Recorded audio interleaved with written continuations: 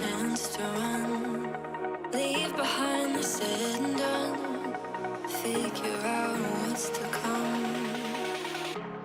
Reasons, all the bigger things I can't ignore. I'm not getting what I came here for. Gotta get ahead of something more. So I think I found a new way out, way beyond a shadow of doubt. 'Cause I can't breathe, and I guess I could be stronger now and leave it up to fate somehow. But I'm doing this for me.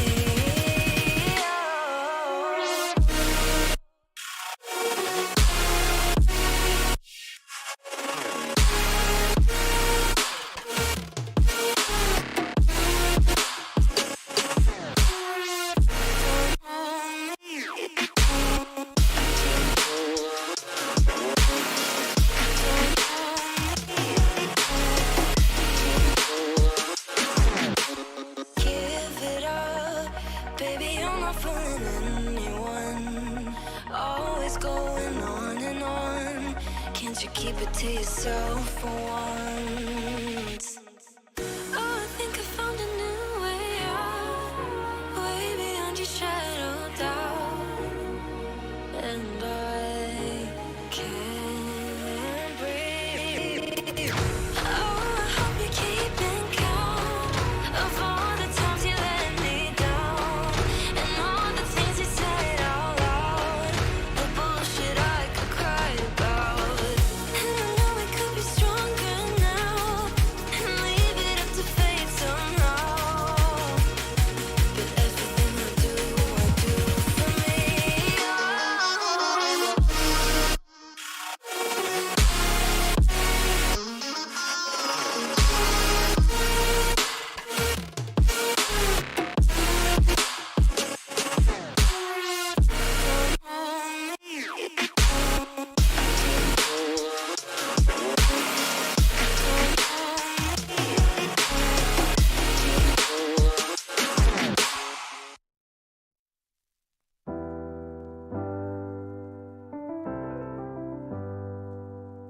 I get lost sometimes and I can't seem to find a light between the walls I built for myself right in my mind. And then you came over and you showed me love that I never had seen before. And now when I got you, it's all gonna be alright. Thinking about all the things we did tonight, what a time to be alive. Just you and I, just you and I. Only you can put my fire out. You can turn it all around. You can lift me off the ground so we can fly again, so we can fly again.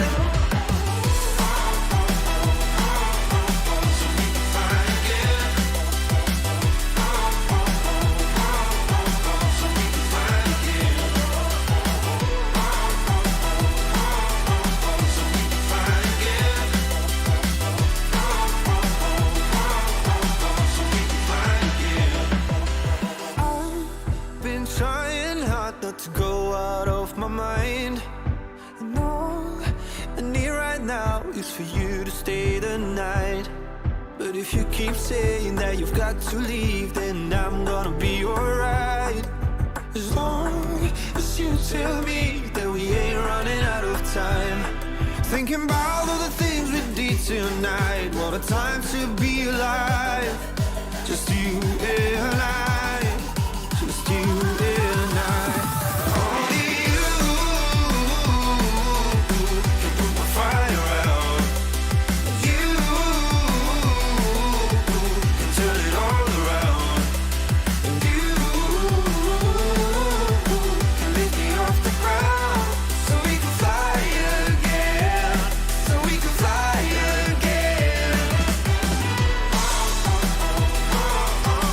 we can fly again.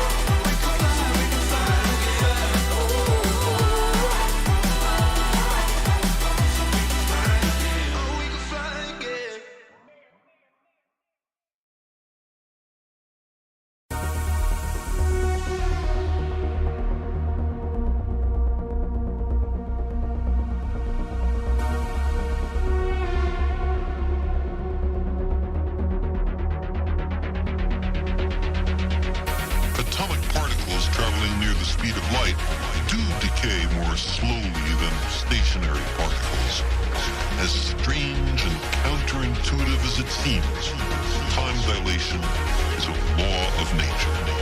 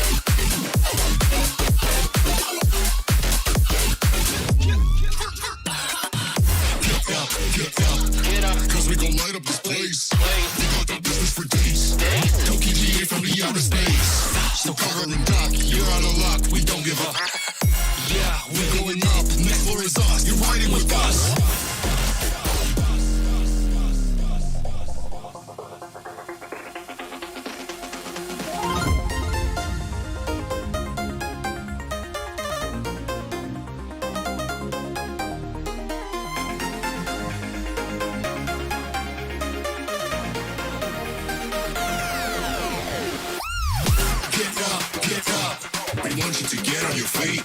Stand up, stand up, stand up. Come on, get loose with the heat. Right now, get the body till we black out. Black out. So get the fuck up.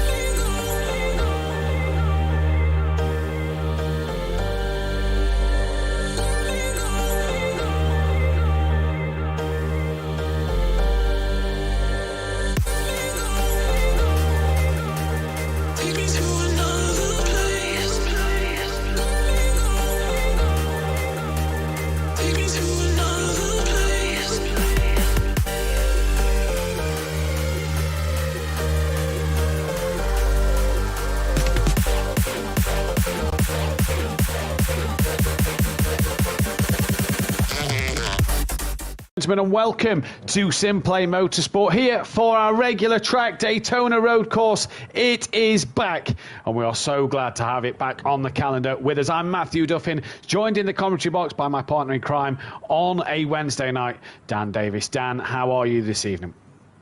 I am very well, thank you, Mathew, and looking forward to tonight's racing because already we can see some dramatic scenes here at Daytona, and yeah, looking forward to an exciting night's worth of racing for sure. Yeah, the weather is horrendous for tonight. In fact, for the rest of this week, it is very, very torrential. As going into tomorrow night's Pro, thunderstorms are forecast. And as we saw back at Cotedan, it provides a lot of drama when we've got a thunderstorm. But here at Daytona, what will that drama be? You used to see in this track as a night race. It is only an evening race for this one. So a bit of an earlier schedule for the drivers, as that is Shane, the first man, who sounds like he's on his way out the pit lane here then. And we'll see who's going to do what. And Dan, in these conditions, it is all about who has the laps under their belt. Track knowledge and where the puddles form on the game is going to be the key tonight, isn't it?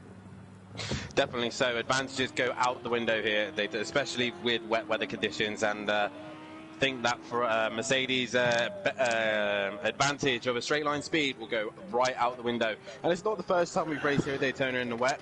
A very famous race from Gary 131 and his brother Little H as well. Both of them putting out a fantastic strategy, I believe, in season one. The first time I got a proper telling off for cheating. But a famous time when Gary decided to start on wets with his brother as well, and he went on to win the race as well, and what a gamble that came out to be. But nonetheless, that was a time when we didn't go by live weather. Everyone kind of knew what the weather was doing because Pro-Am and Pro were the same, but with the random weather we have here, you just don't know. And Shane already out there testing the conditions. And the other thing they've got to worry about is the banking. How much water is the banking going to hold at the lower end? Well, Dan, I can actually tell you, from experiencing a bit of testing this week, not a lot. The key parts are actually coming onto the oval and the bus stop chicane and turn one are the real three highlight parts for puddles and drama around this circuit. So keep your eyes out for them. As you can just see, look how wet it is already in practice. And as we head into the bus stop chicane, we are expecting a few more drivers. Don't worry, we're not short tonight. Shane comes in and just very, very easy. Look at the puddles through the bus stop chicane. Horrendous all the way through there. And Shane actually did that very well. and stayed within track limits as well. Very difficult to stay within track limits here with the bus stop, but with these wet conditions, I'm pretty sure everybody will be pretty much tiptoeing their way around. And like I said, wet weather for me, I absolutely love rain because it's such an equalizer. No matter what car you're in, no matter what situation or track, the rain always brings a different level to racing here, and it's going to do so here at Daytona. And Shane comes to turn 1, and we're going to see how horrendously wet it is down here. Just look at the puddles all over the shot, and Shane once again handling them very, very well there. He is indeed. And it's out to turn 1. You just get a few puddles through this little section that might form later on, and then you are pretty much fine on the infield part of the track. The only other puddle you will notice is coming up to this quick left-hander, which, if you remember going back a couple of seasons, Dan Fury round the outside of Andy at this part of the track, a fantastic view, at this part of the track. There's a little puddle on the curb. It doesn't seem to affect the car, though, if you can get it right. And then through this part, this one for me, bar the bus stop, is the real key one. Because the natural racing line here wants you to pull you to the right-hand side of the circuit. But look at what forms on the racing line. 3 or 4 great big puddles that get bigger. And then puddles on the outside of this part of the track. So this corner, as Shane did there, stayed to the left-hand side, really was sort of the key line for tonight and in this one. Yeah, definitely so. And Shane showing there beautifully all the sketchy areas of this circuit, and he looks like he's in a good opportunity. He's got some good points here. Dean looks like he's got a little bit of damage already, so he looks like he's had a little bit off. I honestly think these Mercedes boys, with their advantage, with the straight line speed, has gone right out the window. It's all about who can stay on track, and I think, to be honest, the Lamborghini and possibly the Ginetta could be in a good chance here to score some points as well. Yeah, I think the Audi as well could be a good shout. The Mercedes, Dan, we always say this when we come to Daytona, the Mercedes has such a dominant car here. That is right out the window, though, tonight, isn't it? The weather really throws it into an open field sort of state of players. Look at JM Grill just struggle through the bus stop. It really is, Dan, an open playbook, and anybody can do it. You see that Leon Fernie, just a little bit of moment as well. We've got to keep an eye out for this man as well. Lucas Roth just has a spin as well. His wheel is, he hasn't really tested his wheel. He's been a busy boy this week and has not been able to see if the car, wheel is running properly. But there, Shane setting in a lap time of a 54.4 there. And I reckon that was a nice steady lap from himself. Nice steady lap, and you want to be in the low 50s. That's where the times are, Dan, in testing myself earlier in this week in similar conditions ready for tomorrow night. The low 50s are where you want to be. So a 54 is not a bad start for Shane in these conditions, as Leon Fernie's a 57, and Dean Wysocki is spinning himself right round, baby, as Kelly would say. Championship standings, though, Dan. Several drivers can't win the championship, and more are dropping out each week as that Bozzy Boy comes through and hits a big puddle. We've got Little Leach in, and I do believe Holty joined the session as well. No Smithy this week. He is down in your end, I believe. He's at Newquay in Cornwall. So here you'll hopefully be watching on from there. But the championship standings are like this. Listman Little Leach has a 47-point lead over Lucas Roth, as DJ Fuller's got himself in as well. 47 points, and Stealth Sloth is in, so they're all turning up now in their numbers. So Little Leach, 47-point lead over Lucas Roth in the current championship. JM Grill, 55 points behind. What a season he's had currently in that third place. Ukbar, 74 points behind. Every time Ukbar seems to have a good week, he follows it up with a bit of a bad week, and he just wants to get that consistency ironed out. Holty's in 5th place now ahead of Bryn, 97 points behind. Bryn down to 6th, just started to struggle a little bit this back half of the season. Not feeling great this week as well, so hopefully that'll help Bryn out. Bryn will be able to manage with that one. With him not feeling too great, hopefully he'll be able to score some good points. Welshie then on the back of him on 173. He's 5 points behind him. Dean Wysocki 8th on 151. He'll be looking to close the gap to the cars in front. Smithy down in 9th. Can mathematically still win the title, but after tonight with him not being here, cannot. Self-Soft DJ fell tied on 119 points. And Dan, Shane come in at Cota pretty much the midway point of the season. Barely scored a point because he was learning the game then.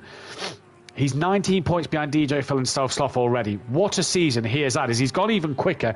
That Bozzy Boy on 75 and Leon Fernie on minus 14. And in the Constructors' Championship, Pick and Mix Motorsport lead Teletubby Motorsport by 1 point. But with no Smithy, could that help Teletubby Motorsport getting that Constructors' lead back? Terminal Velocity Racing are 90 points behind. My Mate Racing are 119 behind, with MC Motorsport and Super Crash Bros still mathematically in for this championship. Getting quicker, My Mate cannot win the championship now. As Keegs then goes across the line, and a 1:56 down. The wetter this session gets, the slower these times are going to be. So qualifying could be an interesting one. Oh, Shane just had a moment there. I think he's touched a puddle as well. And it's just getting darker again, obviously, with the light as well. We're in an evening race here. It's currently 6 o'clock. 5 o'clock in, I looked at the race time. It's currently 5 o'clock in Daytona. So it's just going to get darker and darker as the night goes on. There's a flash of lightning as well. That's very dramatic. Jam Girl comes to that part. Oh, and then you see... yes. And he's got off. Look at that, and that, Dan, is why I highlight that part of the track as one of the key points for this race. Look at onboard Keegs, that is either Stelsoff or Welshie in front of him, and look at the Lamborghini in front staying left. Keegs sort of in the middle, just avoiding them puddles, but maybe clipping one actually at the end there that you can't really see. We used to run in Daytona, Dan, where you can't really see the puddles in the night time. You can see them a bit more clear here. And I tell you what I found in pre-season testing, when we came to this track and tested, and we tested clear conditions, because at the time we didn't know what the conditions would be. Race 1, hard tyre, good track temperature. Race 2, because it would be more in the evening, was actually a lot cooler. But that, again, goes out the window for tonight's conditions, as that Bozzy Boy does a 52.4. So that's a good lap from Bozzy Boy and Shane at the moment. Clearly, the two that are well in front of the field. Yeah, definitely so. I think Shane's definitely got a good setup here. He knows what the conditions are like, and he looks consistent. A lot of these drivers are going to have to start producing some old karting lines. Most drivers who come up through the lower ranks will learn how to go-kart, and I learned a very hard way of joining a kids karting session and got my ass well and truly kicked by a bunch of 12-year-olds who was just taking the outside line all the time, where the marbles are, but in the wet, it actually provides grip. So I don't know how realistic it is on Project Cars. I don't think it is, but you won't lose as much time on the outside as Dean still stays in 8th place position, just struggling a little bit here in the wet conditions. But possibly outside lines and racing lines is what you're going to be looking for, as Welshie and Lucas Roth very close together there. And they are indeed. Father and son are following each other around. Do you want to know some facts about this track, Matthew? I've been doing my little investigations on circuits once again. Yes, let's get some facts. But before we get to the facts, guys, girls, hit that thumbs up button. 18 of you watching at the moment. Subscribe to the channel if you are new, and hit that bell to be notified. Poll up for the qualifying in a minute. 4 votes going the way of Lucas Roth, who will take pole position. That will close halfway through the qualifying session. Let's not forget, this is free practice. Dan, what have you got?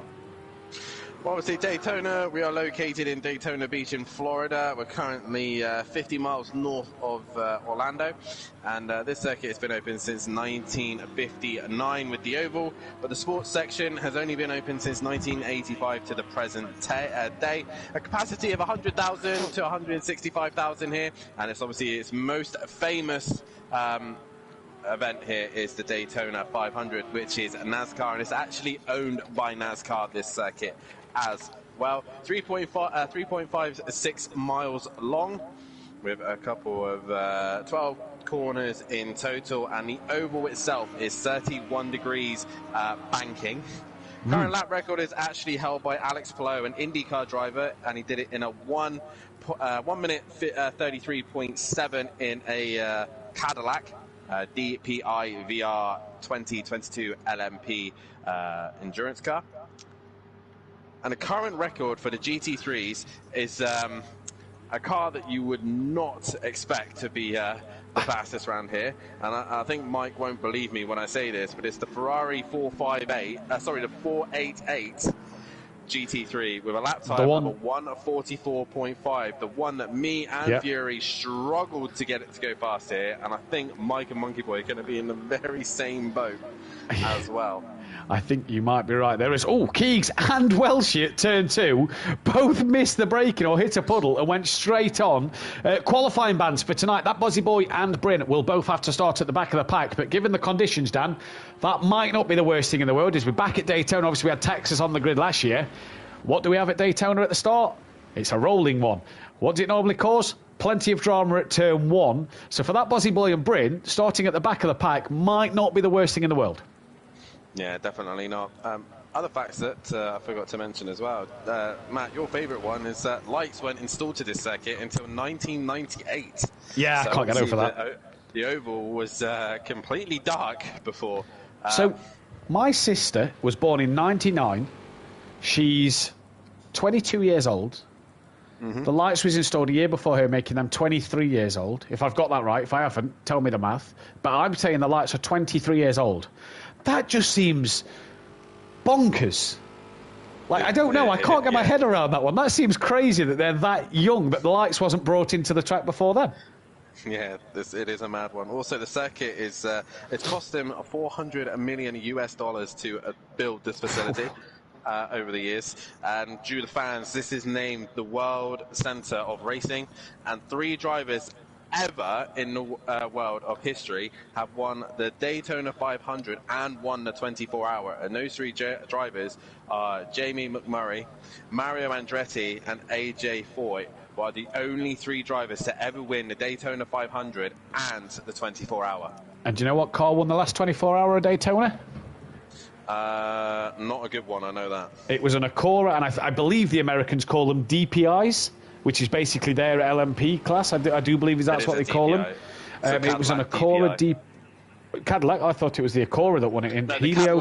The Cadillac holds the records in the hands of Alex Palou, but won by an Acura. Yeah, won by an Acura, and it was Helio Castroneves, the IndyCar driver, who won it.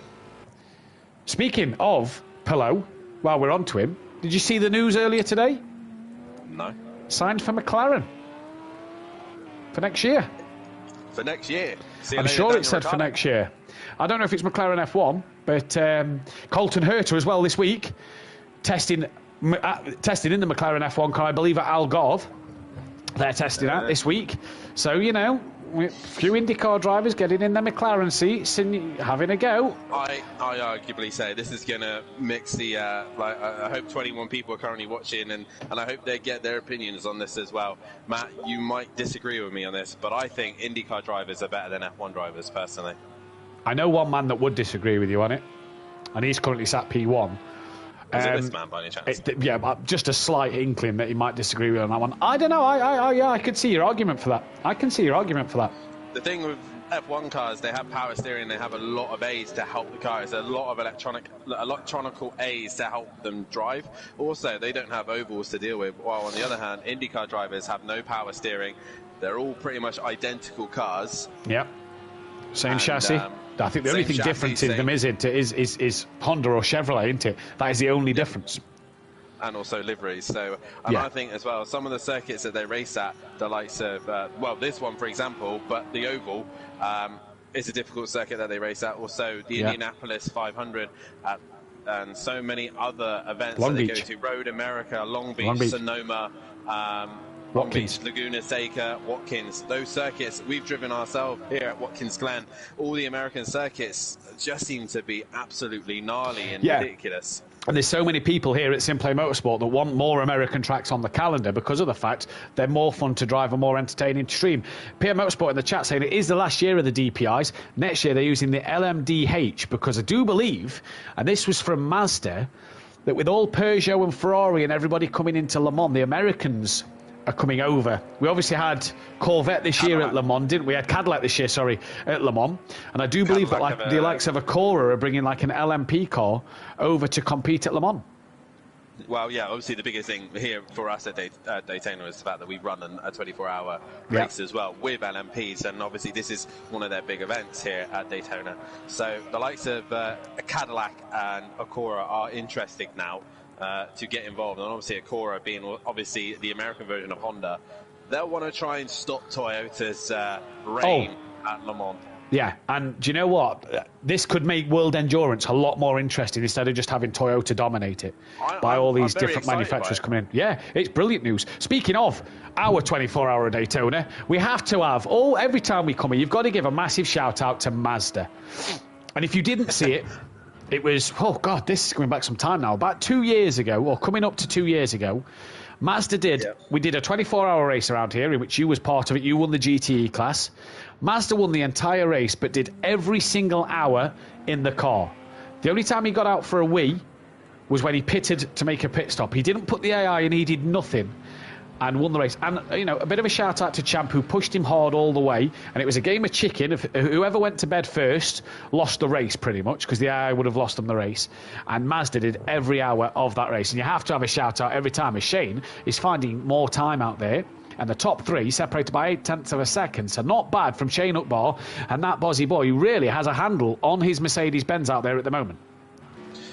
Yeah, but the problem is, has he set that lap time earlier on in the session? Is he now struggling to find that time? Now it's getting wetter and wetter. Shane, by the looks of things, is the only one who seems to be finding more time. But another thing that I mentioned about the 24-hour Daytona was the first time I gave Rabbit Joe a good run for his money, and it really kind of set me a bar with Rabbit Joe and all that lot. But if you end up watching the stream back about, I don't know, what, 18 hours into it, I think it's like part 4 of the stream, the final couple of hours of part 4. Yeah. You might just hear me nodding off. Dan didn't do what he managed to do at the Nordschleife 24, which was stay awake. Dan fell asleep and was snoring. Had his headset round his neck, I do believe, and full-on snoring down the headset. I made the poor mistake. What time did we start? We started at 8, the usual 8 p.m., time, yeah. didn't we? Yeah, so we started at 8. I think I did a 5-hour stint to start and went to bed, and then got up 7 in the morning to make sure that everything was still running and working. And I think about 3 in the afternoon, I was like, you know what? I'm just gonna have a sit on my bed, just have a chill a minute, speak to the boys. Next thing you know, yeah, it was very funny. It was very, very funny, and yeah, good memories. And obviously, we've done many 24-hour events here. The second one, obviously, was for the cancer research one, in which we raised. You guys raised over £1,000 and was fantastic to do. And you know, there might be ones coming in the future. Maybe not in the summer when people want to go out, but maybe in the winter times we might get another 24-hour race coming. And you guys are amazing. For that one evening, though, to Peaceful Step, PM Motorsport, Mother Davis in the chat at the moment. That's all I can see in the chat. But there is 18 of you there. Hit that thumbs up button and subscribe to the channel if you are new. And down at the minute, the vote of the poll is going the way of Lucas Roth for 50%, 17% that Bozzy Boy, and 33% to Shane. No votes for Dean Wasocki in this one. Dean struggling down in P9. Lucas Roth up into 4th and on the back of Shane. So Keegs has managed to find some time. As Little Each now pumps in a time good enough for 2nd place. And that really is an outstanding achievement. He will get one more lap in. Drivers are coming to the end of their runs. Those coming through into the bus stop chicane, as Little Each there had a big moment. Yeah, a very big moment through turn 1 there. And I used to just follow his Porsche around for ages and get sick to the sight of it, to be honest. I don't know what it is about the Leach boys here. They always seem to be very, very good, yes, here, especially Gary. Yeah. And that you mentioned it earlier, the strategy they played where Little Each won the race was absolutely blistering from them, and it really was good. Here is Bozzy Boy and DJ Phil, I think the last two on a flying lap.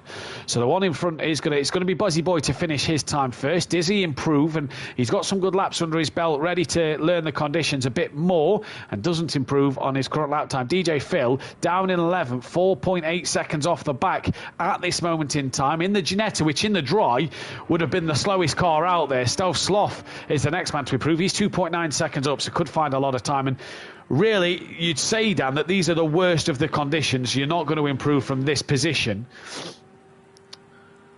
Not necessarily, no. But it's learning the conditions. It's learning where the puddles are. It's learning where you could get caught out, what the car's doing, any situation like that. What is going to happen here as Stealth Sloth does improve on his lap time. He's getting slowly into that window. And that's why some of these guys, I was shocked, they was constantly going in and out of the pits. If it was me, I would load the car up with some fuel, stick the wets on, test the session, do at least half the session out on track, make a few tweaks to adjust the car to fit for the wet conditions, and then get going again once you are a little especially bit if you've not tested much in the week. You'd want to make sure that within this 20 minutes, you look at Bryn, not been out on track yet. Now, obviously, Bryn a bit under the weather, so maybe just saving himself for the race. But you'd want to make sure, like you say, you'd get the 20 minutes where you're majority on the track than in the pit lane. But other drivers have chose to do it a different way, and that's what they want to do. Lucas Roth then will come to the line now, and what is his pace going to be? Any improvement on his time? He's currently down in 5th, 8 tenths off the back of that Bozzy Boy, and he didn't improve there at all. So the practice session is over. And Dan, your tip for pole position as we go into this race? Do you know what? He's improving each week. I'm going to go Shane. I'm gonna go with that Bozzy Boy, because that lap was a good lap. Oh, no, he can't qualify. No, you're right. Bozzy Boy can't qualify. I'm going to go Little Leach then, because that lap was impressive late on. Bozzy Boy and Bryn cannot qualify, and I think it is about, well, I think it's about who gets out there earlier will get on pole position. That's not always the case. I have put that Bozzy Boy as well on the pole position poll, and he can't qualify. So whoever's voted for that Bozzy Boy may want to undo their vote and give it to Lucas Roth, Dean Wysocki or Shane. I don't think you can undo your vote. Well then whoever's voted for that Bozzy Boy, I apologise. Comment if you did vote for him and I will change that vote for you, because him and Bryn cannot qualify, which will make Bozzy Boy, I think, start 13th because he's behind Bryn on the current standings, which as well will affect both of their average qualifying. And for Bryn in Q1 he averages P8, but with no, he doesn't average P8. Yes, he does average P8. I just pressed on the wrong one there. With that, he's going to be starting 12th place. That doesn't change his average of P8. For that Bozzy Boy, it's an average in Q1 of 4th place. That may change, and it does. It drops him down to an average of 6th in Q1. The best average this season is actually P3 of Little Leach. I thought it would be Little Leach, as a few of the drivers are now starting to come out the pits, and the leading two are the Welshie pairing of Lucas Roth and Welshie himself, and father and son out on track together, and you have to be out on track now. Yeah. This is the best conditions. You will not get any better than this. Throughout the rest of the session, it will just get wetter and wetter. If I was one of these drivers now, I'd be on track. Get at least a banker on the board. That's which is relatively good. A big surprise to see that DJ Phil's only just come out the pits and Leon Fernie's only just coming down the pits. So a big surprise to see these two not getting out as early as possible and wanting to get on with this. Yeah, it's just sensible driving, isn't it? You just know it's wet. Ugbar's gone back to the pits. Dean's gone back to the pits. And also Little Leach. These guys have all gone back to the pits. And they're losing the best of the conditions. It's a long pit lane as well, which also the pit lane, if they've not practiced it, is very, very easy to either disqualify or get a penalty. As Lucas Roth now goes into turn 1 and he goes very, very wide. And there's a lot of puddles down on the pit exit. I span in practice in pit exit. And that, because the wall is so tight there, look how narrow it is as the camera pans out, that could cause you some damage. This man then, and Lucas Roth and Welshie, although they went a little deep at turn 1, is sitting in the box seat for the chance of being on that pole position in front of the grid. For Shane, he only averages P7. He's got a Q1 best to 2nd place. Can he go one further tonight? The other drivers out there, like Little Leach, Dan, what's the worst average qualifying, would you say? 9th. 11th. And that goes the way of Stealth Sloth and Shenron, but obviously Shenron isn't here anymore. So it is just Stealth Sloth with the worst average qualifying. Smithy and Leon Fernie have an average qualifying of 10th place as Shane goes into turn 1. And that wide line seems to be the way to take turn 1 tonight, because there's a lot of puddles forming on the inside. The other thing to note, Dan, about all them drivers that pitted a minute ago, if they get a fast car on a fast lap coming behind them, they've got to let them go. They've got to get out of the way, yeah, for sure. And I don't really think the tow is going to really benefit here. As Shane exits turn 4, he now heads to turn 5, where famously Fury went around the outside of me, but couldn't do it to my teammate D-Biggs at that same season. Into the kink as he goes through there into turn 6. This corner is very, very weird. You want to go in early, but actually you want to hit the apex right in the middle of the corner. It's very easy to kind of mess that corner up. And Shane does very well, miss the apex ever so slightly into turn 7, staying away from the outside. That's where the puddles are forming. And again, the car, there's like seems to be a dip on exit, and the car just goes light and wants to lose traction. We go on to the banking now, which is 31-degree banking, more so than I think it's actually less than Zambor actually, but because it's a longer gradient is here, obviously a longer corner, longer straight, obviously doesn't seem as bad. As we then head to the bus stop chicane, this is where it all matters. In the dry, you would brake just there, as Shane has done, and he's pretty brave on the brakes. Hit one curb, hit the other, avoid the massive puddle on the inside, which he does beautifully. Nice. As Welshie sets the benchmark of 53.7. Welshie is the man to beat, and Shane gets a great run as he finally goes through the final banking of turn 12.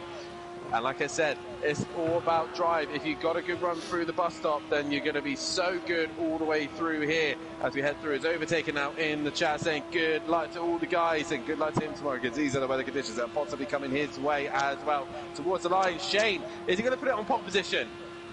No, goes 1.1 slower than JM Grill, who's a man in the 51.9s, and a very good evening to Overtaker as well. I hope you've been testing these conditions, buddy, because this looks like what we've got. And an evening to Mike Matthews. Evening all. Rain. I need all the help I can get for tomorrow. Well, you missed it, Mike, because the Ferrari is actually the fastest car around this circuit, according to the real-life lap record, in which the lap record, what was the time again, Dan? It was a 1:44.5. In which the lap record, I imagine that's in the race, the qualifying lap record for Pro-Am is a 1:43.7, the race is a 1:45.2. Unsurprisingly, it's both set by a Mercedes-Benz. And can you name the drivers from two different drivers, one in qualifying and one in the race? Mercedes-Benz. Season 2, it says. No, that's not right. Season 4 for both drivers. Who was the drivers that took the qualifying and the race record? Oh, now you're testing me. I don't actually know. Rabbit Joe. I was going to say Smoky Devil. No, Rabbit Joe the qualifying. And who was one of Rabbit Joe's title rivals in the Mercedes that season? My God, my mind's gone blank. Was it Kieran Argent? Maze Gamer. Oh, Maze Gamer, of course it was. Maze Gamer, because if you remember famously, Joe winning the title on second places by 1 second place from Kelly that season, if you remember rightly. As Mike says, I think I need that setup. And Richie in the chat, fingers in the nose, JM Grill. Shane here. 2 tenths up, and he's not too far off the back of JM Grill. If JM Grill goes any slower, he might be able to get the toe. But 2 tenths here, Shane is finding more time. Everyone else is struggling to find time. JM Grill, though, like I said, putting in that banker and has put him at the top of the table. Holty's gone back to the pits, 1.5 seconds off the pole time, and he's not going to improve as JM Grill doesn't improve. Shane comes to the line. He finds 3 tenths nearly, so he's now some 9 tenths off the back of JM Grill. And being in that slipstream could really give Shane the bonus of maybe taking pole position. For JM Grill, never been on pole position here at Simplay Motorsport. No, not had one pole position to his name. Could be on for his first one ever. This man, I think, is the leading Pro-Am driver. No, Ukbar is the leading Pro-Am driver. This man has the second most pole positions in Pro-Am at Simplay Motorsport. With 8 does Dean Wysocki, but he's down in P11. Not even got a decent time on the board. Neither has Little Each or his teammate Little Each, Dan. A 2:10 down in 9th place. Yeah, Little Each is struggling. He needs to get a lap time on the board, but it's JM Grill's in the pits. Sorry, Dan. He's going to be tight to get out. Even if he gets out now, it's going to be very, very tight, but I think he's happy with that as DJ Phil improves and goes up to 7th place position there. And who's next coming towards the line? I think it might be Little Each. No, I think it was a Mercedes, and it is. That Mercedes is Lucas Roth, and currently sitting P3. Can he find 4 tenths to go above Shane? He finds 9 tenths and goes above Shane, and he's only 0.5 seconds off the back of JM Grill. The next car to cross the line was, I think, another Mercedes. It was Leon Fernie. He's just gone up to P7, and here comes Welchie, currently 5th best. 4 tenths to put him up to 4th? No. And once again, Dan, you can't separate Holty and Welchie on that standings board. Ukbar next to the line. He is... Where is he? He's P6 at the moment. He's next to the line. What can he do from his position? As Little Each, Dean's gone quicker than Little Each, not massively, but Dean's gone quicker. Ukbar now goes into 4th. Little Each now goes into 3rd, dropping Shane down the standings a little bit. But I think it's Shane, the next man to the line. It is. He's pitting though, so that is Shane done. That is Shane done. He's trying to get it stopped, and look how difficult it is to get it stopped. He is done for this session.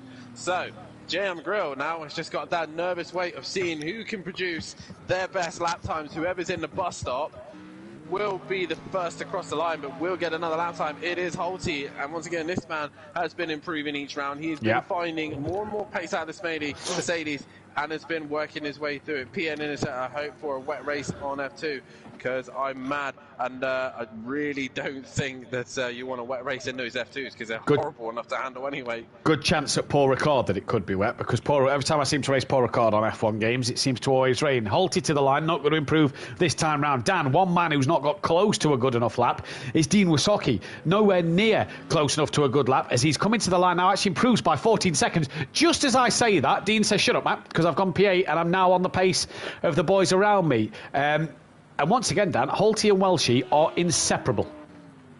They are indeed. Lucas Roth has come back out, but he won't get a lap time underneath him. Leon Fernie, though, towards the line, he might squeeze. This is going to be, this will be close. This will be close. 2 seconds. No, so Leon Fernie done. P8, no improvement. In fact, no, he did improve. He went above his teammate there as Ukbar's gone up into 5th place and gone to the pits. Welshie goes into 6th and jumps Holty then. What about this man, Little Leach? He's 6.5 tenths of a second. Keegs has pitted, so he's done. Leon Fernie was the first to finish. Here comes Little Leach in the pouring rain and thunderstorms at Daytona Beach. What can he do? Crosses the line. No improvement, Dan, and the times are coming in. Stelsloff will start 11th. Who is the next man to cross the line? It will be Dean Wysocki. Yeah, Dean Wysocki next to come across the line, and so far it's JM Grill on pole position here. Never been on pole position. His overtaking says to the chat, 24-hour Nordschleife sounds tasty. I'll tell you what, it was horrible, I'll tell you that. I still have nightmares of running the actual Nordschleife itself without any lights. That was interesting, and also Dad reminded me to stay awake. That was another one. Yeah, we did it for Cancer Research Overtaker. It was absolutely fantastic. As Dean is up on his time slightly here. Good evening to Monkey Boy in the chat. So then, Dean Wysocki needs 0.3 of a second to get ahead of his teammate in this race, otherwise in this qualifying session. Otherwise, it's going to be P9 for Dean. And for Dean Wysocki, who averages P7, 3 pole positions, his Q1 best is 2nd place. He'll be looking to maybe make some places up in the race. To the line he's going to come now. Any more time found? I don't believe so. I think Dean stayed P9. He did indeed. So, Dan, talk us through the grid while I input the results. Well, our oldest man on the grid goes and takes his first pole position. Mercedes still king here at Daytona. JM Grill will lead the pack away on pole position. But he's got Lucas Ruff, another fellow Mercedes driver, on the front row at Teletubby Motorsport with him. Then you have a Little Leach in the Audi. The wise old head here he had at Daytona in 3rd in his Audi for Pick and Mix Motorsport. Then a Shane, a good qualifying session from him. Looks like he's probably got some good race pace under him as well. P5 is Ukbar. Again, in that mid-pack, ready to pounce when need be. Welshie and Holty can't separate these two. 6th and 7th on the grid, with Leon Fernie and his teammate Dean Wysocki running in 8th and 9th place position. DJ Phil and the Genetic will start 10th, as Stelsloff in 11th place. Those are the qualifying drivers, and the 2 that have a qualifying ban of Bryn and that Bozzy Boy at the back of the pack. And the rain is still here, Matt. And this is going to be an interesting first corner for sure. JM Grill, his first pole position, he's going to be probably having massive amount of nerves right now. He probably, more than likely, is. But we wish him the best luck. And rolling start here, let's not forget, it is crazy to see. That is the Mercedes-Benz 50, the AMG version anyway, not the SLS, 54th pole position in the Pro-Am and 73rd in total. So the Mercedes-Benz, clearly the most dominant car at Daytona and the most dominant car on qualifying runs as well. But it's not about that. It's about the points scored. And that's an extra point, not only for My Mate Racing, but for JM Grill to get closer to Little Leach and Keegs. Yeah, definitely. So I believe in the Pro, it's very, very different, isn't it? I believe the Porsche is actually the more successful driver car here. And I think probably the most successful is probably Gary. I think it is, if I'm correct. Yeah, I think it is. As evening to H6 who says go, go. I think you're right with the Porsche being the most successful car in the Pro. I've won a race here at Daytona in my Porsche.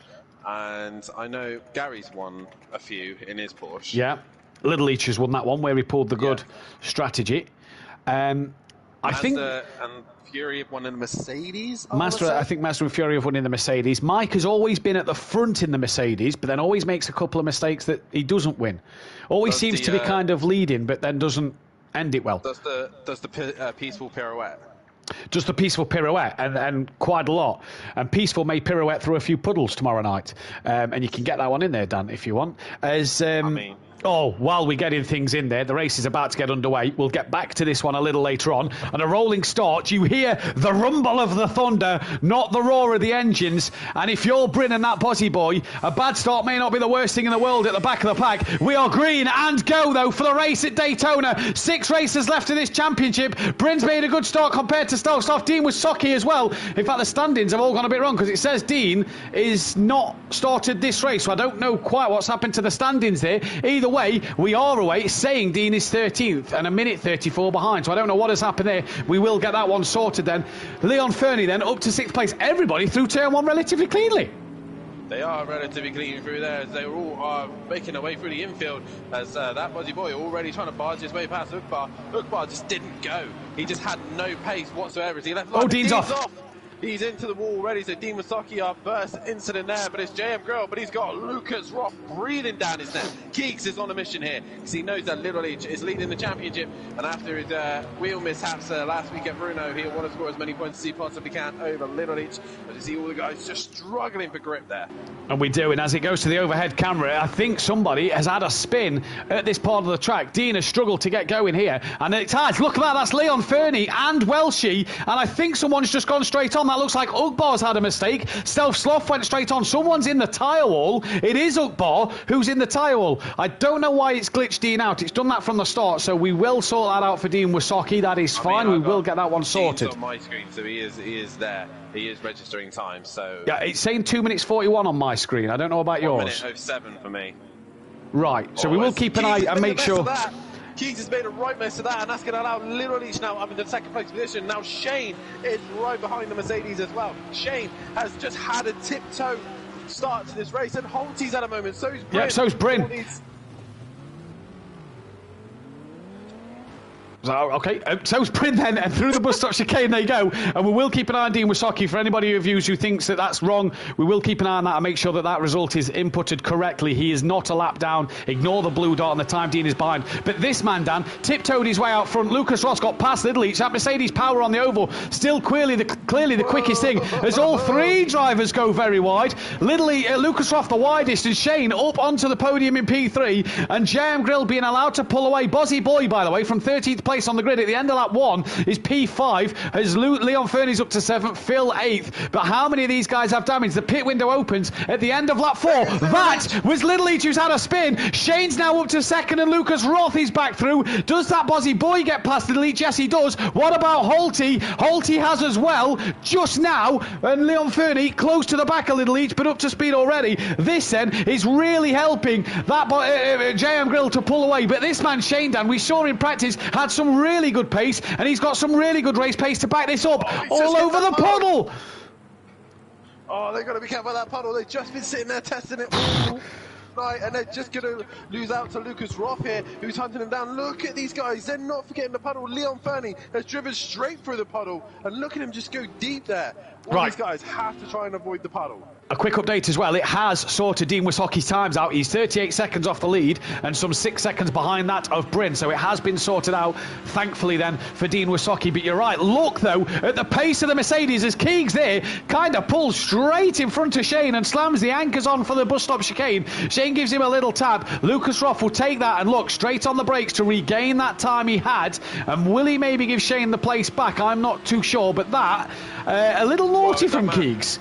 Yeah, no matter what's going to happen here, Shane will have the run on Keegs, and Keegs will just have to probably concede the position, but he isn't so, and he's getting back on the power. As Overtaker says, we are definitely missing a Porsche on the grid.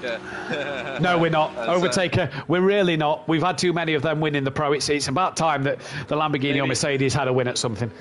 Maybe we had the McLaren. Yeah, I forget about the McLaren. Yeah, thanks. Where's Lucas Roth gone? Oh, straight on! In the tyre wall. Bozzy Boy's now up to 3rd. Where's Little Leach? He's a bit further back, so has Little Leach made another mistake? Because he's well behind. But Lucas Roth, straight off into the tyre. Holty has dropped down. P11 really off the pace, as Dean's had another mistake at the bus stop, because that dot is stood still. But Lucas Roth and Bozzy Boy, Dan, in 3 laps from 13th to 3rd. Yep.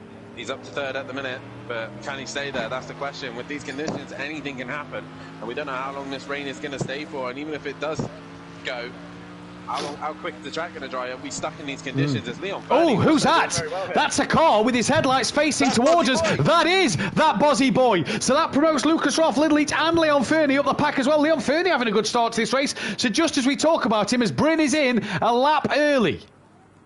He is in a lap early. He'll have to give evidence to prove that he has got damage to that car as well. She's now gone off. He's got damage in front of his car. He's having to wait for Holty to come through, and old good friends returns on track together once again. He was obviously missing him. Yeah, he was missing him, wanting him to catch up. Keegs obviously with the damage to the front end of his car. So obviously lap 3, I believe, is pit window. Lap 4, end of lap 4 is the pit window. So the end of lap 4 is the window to pit.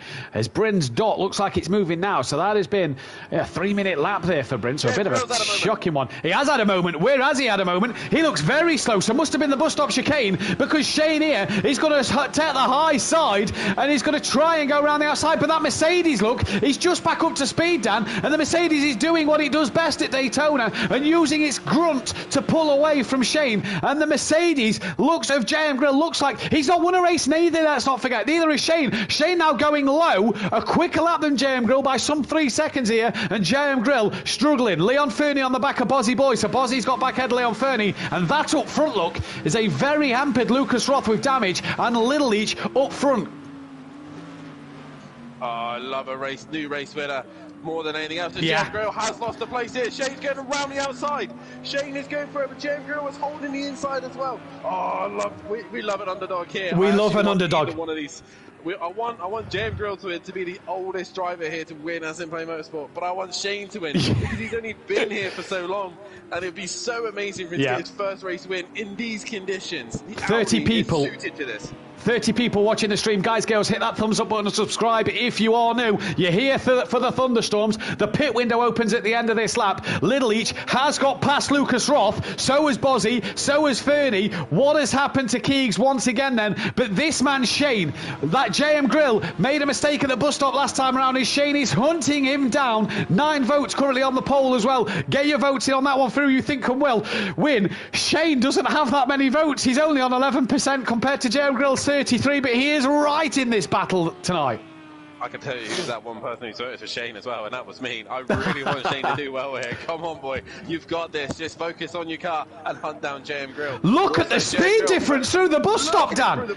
That's amazing. Much more confidence. Yeah, he's got the run. He's got so much more confidence through the bus stop than that Mercedes-Benz. The Mercedes now has to take the high line. Has Shane done what Kieran Argent couldn't do to Kelly the other year, as Bozzy Boy was very, very slidey coming through, and that Mercedes just using its grunt to get through? And you remember a couple of seasons ago, Kelly and Argent, KLF defended him time and time again. It kind of reminds you a bit of that battle. Yeah, definitely so, as that Bozzy Boy is trying to get onto the back of Little H. DJ Bill's now up into 6th place as Lucas Roth is struggling. I think he's had another moment. He's slow, yeah. He's very slow there, is Lucas Roth, because look at the Lamborghini catch him now. As here's Shane and JM Grill into turns 1 and 2. Shane has much more confidence in the corners. Look at him on the brake so much later and gets it stopped. Does well not to plough into the back of the Mercedes. Shane is on a mission here, Dan, and he is going for it. The thing is, Shane's got to be smart about this. He's got to use the advantage of the Audi where it's strong. This midsection seems to be very strong. And JM Grill, a very clean racer, very hard racer as well. He's going to make it difficult for Shane. The thing is, JM Grill has the advantage in the banks. He can pull away as Lucas Roth and Ukbar are into the pits. Oh, Shane might not want to look to that side, and he quickly thinks about switching back so he doesn't hit that puddle. The puddle that JM Grill has just hit, and straight on he goes as well. She's pitted as well, and this then promotes Shane into the lead of this race. And what a job if you are Shane at the minute, because he was going that way of the puddles, avoids them, and JM Grill just tapped the rear of them, and he's now got a 3.5 second lead. And Shane out front doing a stellar job at the moment. 3 drivers are in the pits, and Lucas Roth is being held for some time here. Who's that just come out the pit lane? I'm sure someone's just coming out the pit lane then. Is that Dean Wasocki? No, he's just very slow at the moment, so he must have come down the start straight because I didn't see him in the pit. Welshie might jump Lucas Roth there. In fact, has jumped Lucas Roth because he's away. Bozzy Boy all over the back of Little Leach. No, Shane's dropped in as well. So down into 4th. Will Leon Fernie get past him? He's just got to take his time to rejoin here. Here comes Leon. Leon's past him. Oh no, Shane. He can recover. He can recover. People are making mistakes, so he can come back from it. But that Bozzy Boy, that's a brave place to go. That is a brave place. That was a bit, what's the word, like, ballsy? Very, very ballsy. I wouldn't have chosen that line because on this whatsoever. game, the minute you put 2 wheels under them yellow lines on the banking, you really can struggle with the car. Little Each, though, has struggled to get it into turn 1 because, oh no, he hasn't. He's there, actually. I thought I heard some tyres squealing. As Bozzy Boy then, a second quicker. It probably is, as Ugbar and Welshie, by the way, have jumped Lucas Roth. Bryn, after his early stop, will either have to pit again or show evidence, but has jumped Lucas Roth and Ugbar as well. So Lucas Roth, Seaosn, Dan, taking a turn for the worst, and these boys have back markers right in front of them. And again, with the rules here at Simplay Motorsport, especially in the GT3s, these guys do not have to get out of the way. But that's they obviously Ugbar. can't fight. He's got to be cautious of the leaders as they're coming through. JM Grill clears them. That Body Boy does as well. Little Leach just behind them as well. Let's see this puddle again as JM Grill hits it again. And He's hit it again. Oh, and he nearly bounces into the path of Bozzy Boy and into the path of Little Leach then. Ugbar, I think, as well has had a moment. Leon Fernie, where's that? That's coming down towards Oval. Shane as well. He's had a bit of a moment down at the same place of the track. So Shane ahead of Leon Fernie. Ugbar still struggling to get back on. Leon Fernie's fifth. JM Grill is now 7 seconds behind this man, who at the start of the race was 13th. Holty's done his pit stop. And Dan, 30 people watching the stream, they've tuned in for an absolute cracker. I honestly can't predict who's going to win this race. This is why I said Shane can recover. Anything can happen. If he just survives the corners, make sure he hasn't hit anything, he will survive, as Little Leach is trying to hunt down that Bozzy Boy, and that is Lucas Roth facing the wrong way again. And there's a lap down to his championship rival. All right, his championship rival's got to pit, but this man, 19 points behind DJ Phil and Stelsoff. He's done a lot less races, Dan, but it looks like it's brightening up here. So is the thunderstorms passing and the rain going to stop towards the end of this race? Still a very wet track. Shane, once again, sees that black and yellow Mercedes-Benz and is right on the back of it. Pulls low now compared to JM Grill, and JM Grill must have damage. No, he's backing off to go into the pit lane.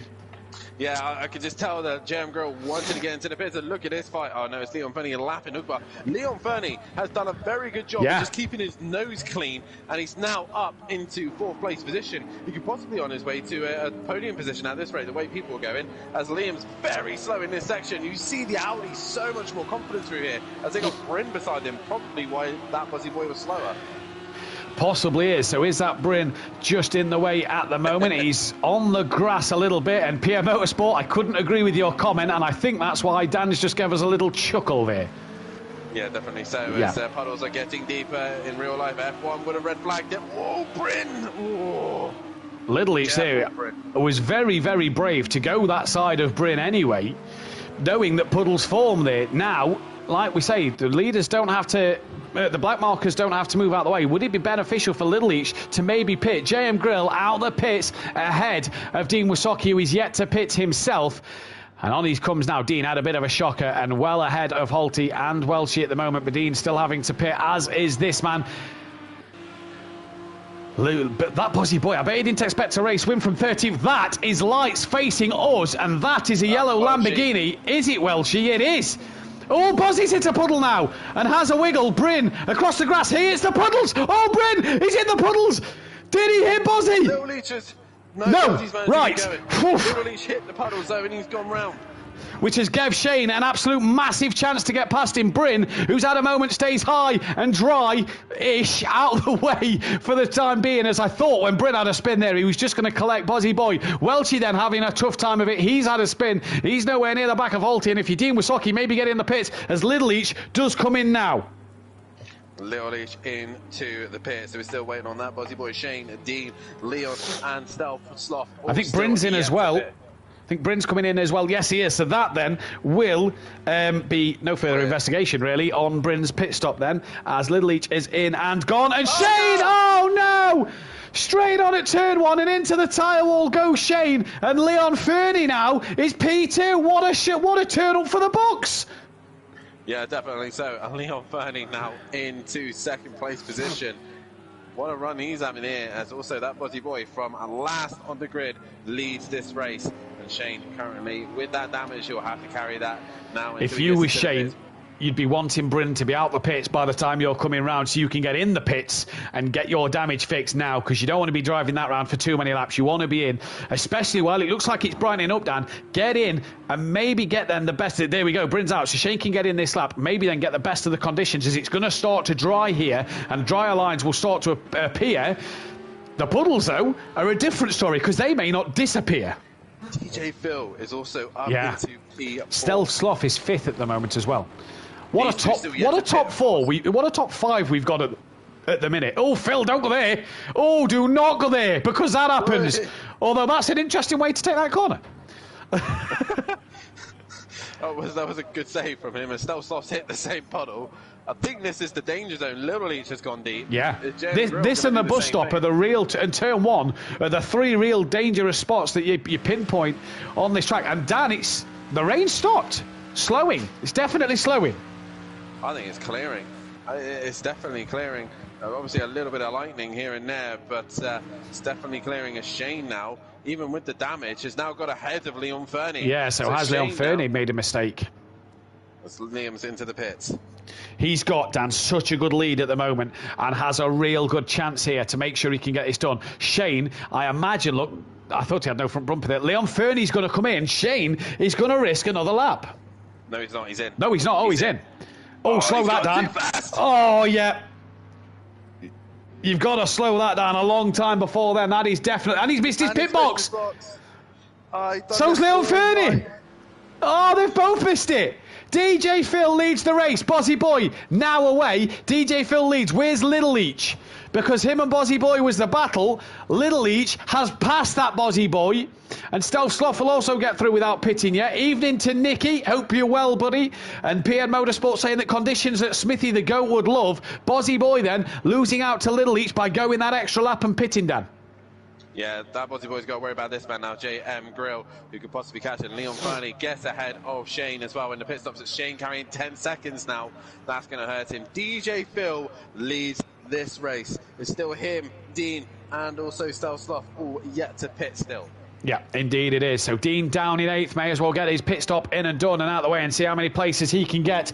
Now the track will start to dry because the rain is just spitting, so it is going to start to dry, and this could help the Mercedes-Benz drivers. So the fact of the lead Mercedes car is that Bozzy Boy, then Leon Fernie, as Little Leach. Is that Little Leach? Oh no, it was DJ Phil, and who's that? That's Ukbar, I think, as well.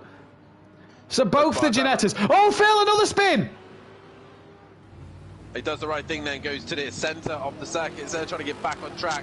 He's going to have to be careful when he returns back on track, though. Oh, that's a dangerous place to be honest. And DJ Phil is returning back on track safely there. He does. He ain't got no cars around. No, Bozzy Boy some 4 seconds behind him, but with Phil having to pit now, Bozzy just needs to be nice and steady, as that is Shane on the back of JM Grill for a third time, and Shane, wow, sideways grill's in the wall! Oh, they haven't learned. They keep touching the puddle and they end up in the wall every time. And that's going to allow Dean Masaki to get closer to his team, to JM Grill there. But Dean needs to just bring it into the pits, get it in, because these guys are getting damage and starting to make mistakes. And Dean could really gain some extra points here. He's in the best car. And now it's stopped raining, Dan. That Mercedes is just going to get stronger, you'd imagine, in this race. I don't think it will. The wet conditions are still here. Was that Phil coming in? No. Just me then. Just me. Neither Stelsloff. Stelsloff is second at the moment. He is indeed. Oh, Dean just getting on the curve there. Car goes a bit light there. As also Jim Grill struggling. Yeah, taking a strange line. Does he have suspension damage after hitting the wall coming onto the oval? As Bozzy Boy now needs to be patient. Look at that Mercedes grunt just pulling out and around the outside. That Bozzy Boy may have to yield it to Phil. Thank you, Mama, for the carrots, he says. And on I go once again, hunting down the back of the Audi. We're into the 54s now. If you're Little Leach, Lucas Roth only up as far as 11th as JM Grill is back in the pits and Dean's followed him. Yeah, both of those so guys for JM Grill, it's been... Sorry, Dan, go on. No, I'm just saying both of them into the pits. That's all. DJ Phil now loses a place to that Bozzy Boy. I think it's going to take Liam a while to catch Little Leach here. Yeah, I think you're right. That is JM Grill. Pole position, led for so long. His race has been ruined. 13 drivers started, which means the top 6 cannot qualify. And Shane could be in the advantage of the top 6. And look at who's leaving the pit lane. I think Dean has jumped JM Grill just by the minutest of margins. And Holty's back in. These Mercedes-Benz, like I said, they may be getting drier, but they still haven't got the grip. So look at how... Sorry, go on. they just don't have the grip, and Liam's really got to be cautious here. Other drivers may be a little bit slower than him, but he has got to compensate for their speed as well. Oh, look at this tricky position. Oh, 3 abreast, and Dodgy hit that Buzzy Boy and Stealth Sloth tap each other, and round goes Stealth Sloth. And I was just about to say that Buzzy Boy is the best Mercedes driver out there tonight. He's the only one that's got to grips with these conditions in a Mercedes. Then there was contact there, 3 abreast. That was a scary moment, and if you're Stealth, you're probably going to pit, because you and DJ Phil need to pit, and that looks like Phil's going to pull off now. Does Stealth? No. So it's going to be DJ Phil that will pit. Bozzy Boy then, 9 seconds to Little Each, and his lapping is very similar to Little Each. Bryn down in 13th place. Can he catch Holty as Phil comes in at the end of lap 11? I think that was a bit sketchy there of Liam. He could have waited a little bit longer. He does have the overall pace. He did not need to force the issue, and he's caused Stealth Sloth a lot of time. I think that possibly will be reviewed by the stewards. Ukbar had nowhere to go. He did the right thing in staying up high. He lifted, so Ukbar was giving space to the leaders, but I think Bozzy Boy really didn't need to push the issue there, really. Yeah, had the pace, and you could see he had the pace. Maybe should have just lifted and waited and been patient about his driving. But again, like you say, that will possibly be going to the steward's room as we're down into the 52s, Dan. That Buzzy Boy and Little Each in the 52. So real good pace now from the top 2. And that gap Buzzy Boy to Little Each is just up to 11 seconds. As Phil in the pits, Welshie will gain up into P6. And he's had more spins and incidents this race on. He's now up in the top 6 and can't qualify at the moment. He is indeed, and he's quite a bit off of Shane. Where's Dean? Shane at the minute.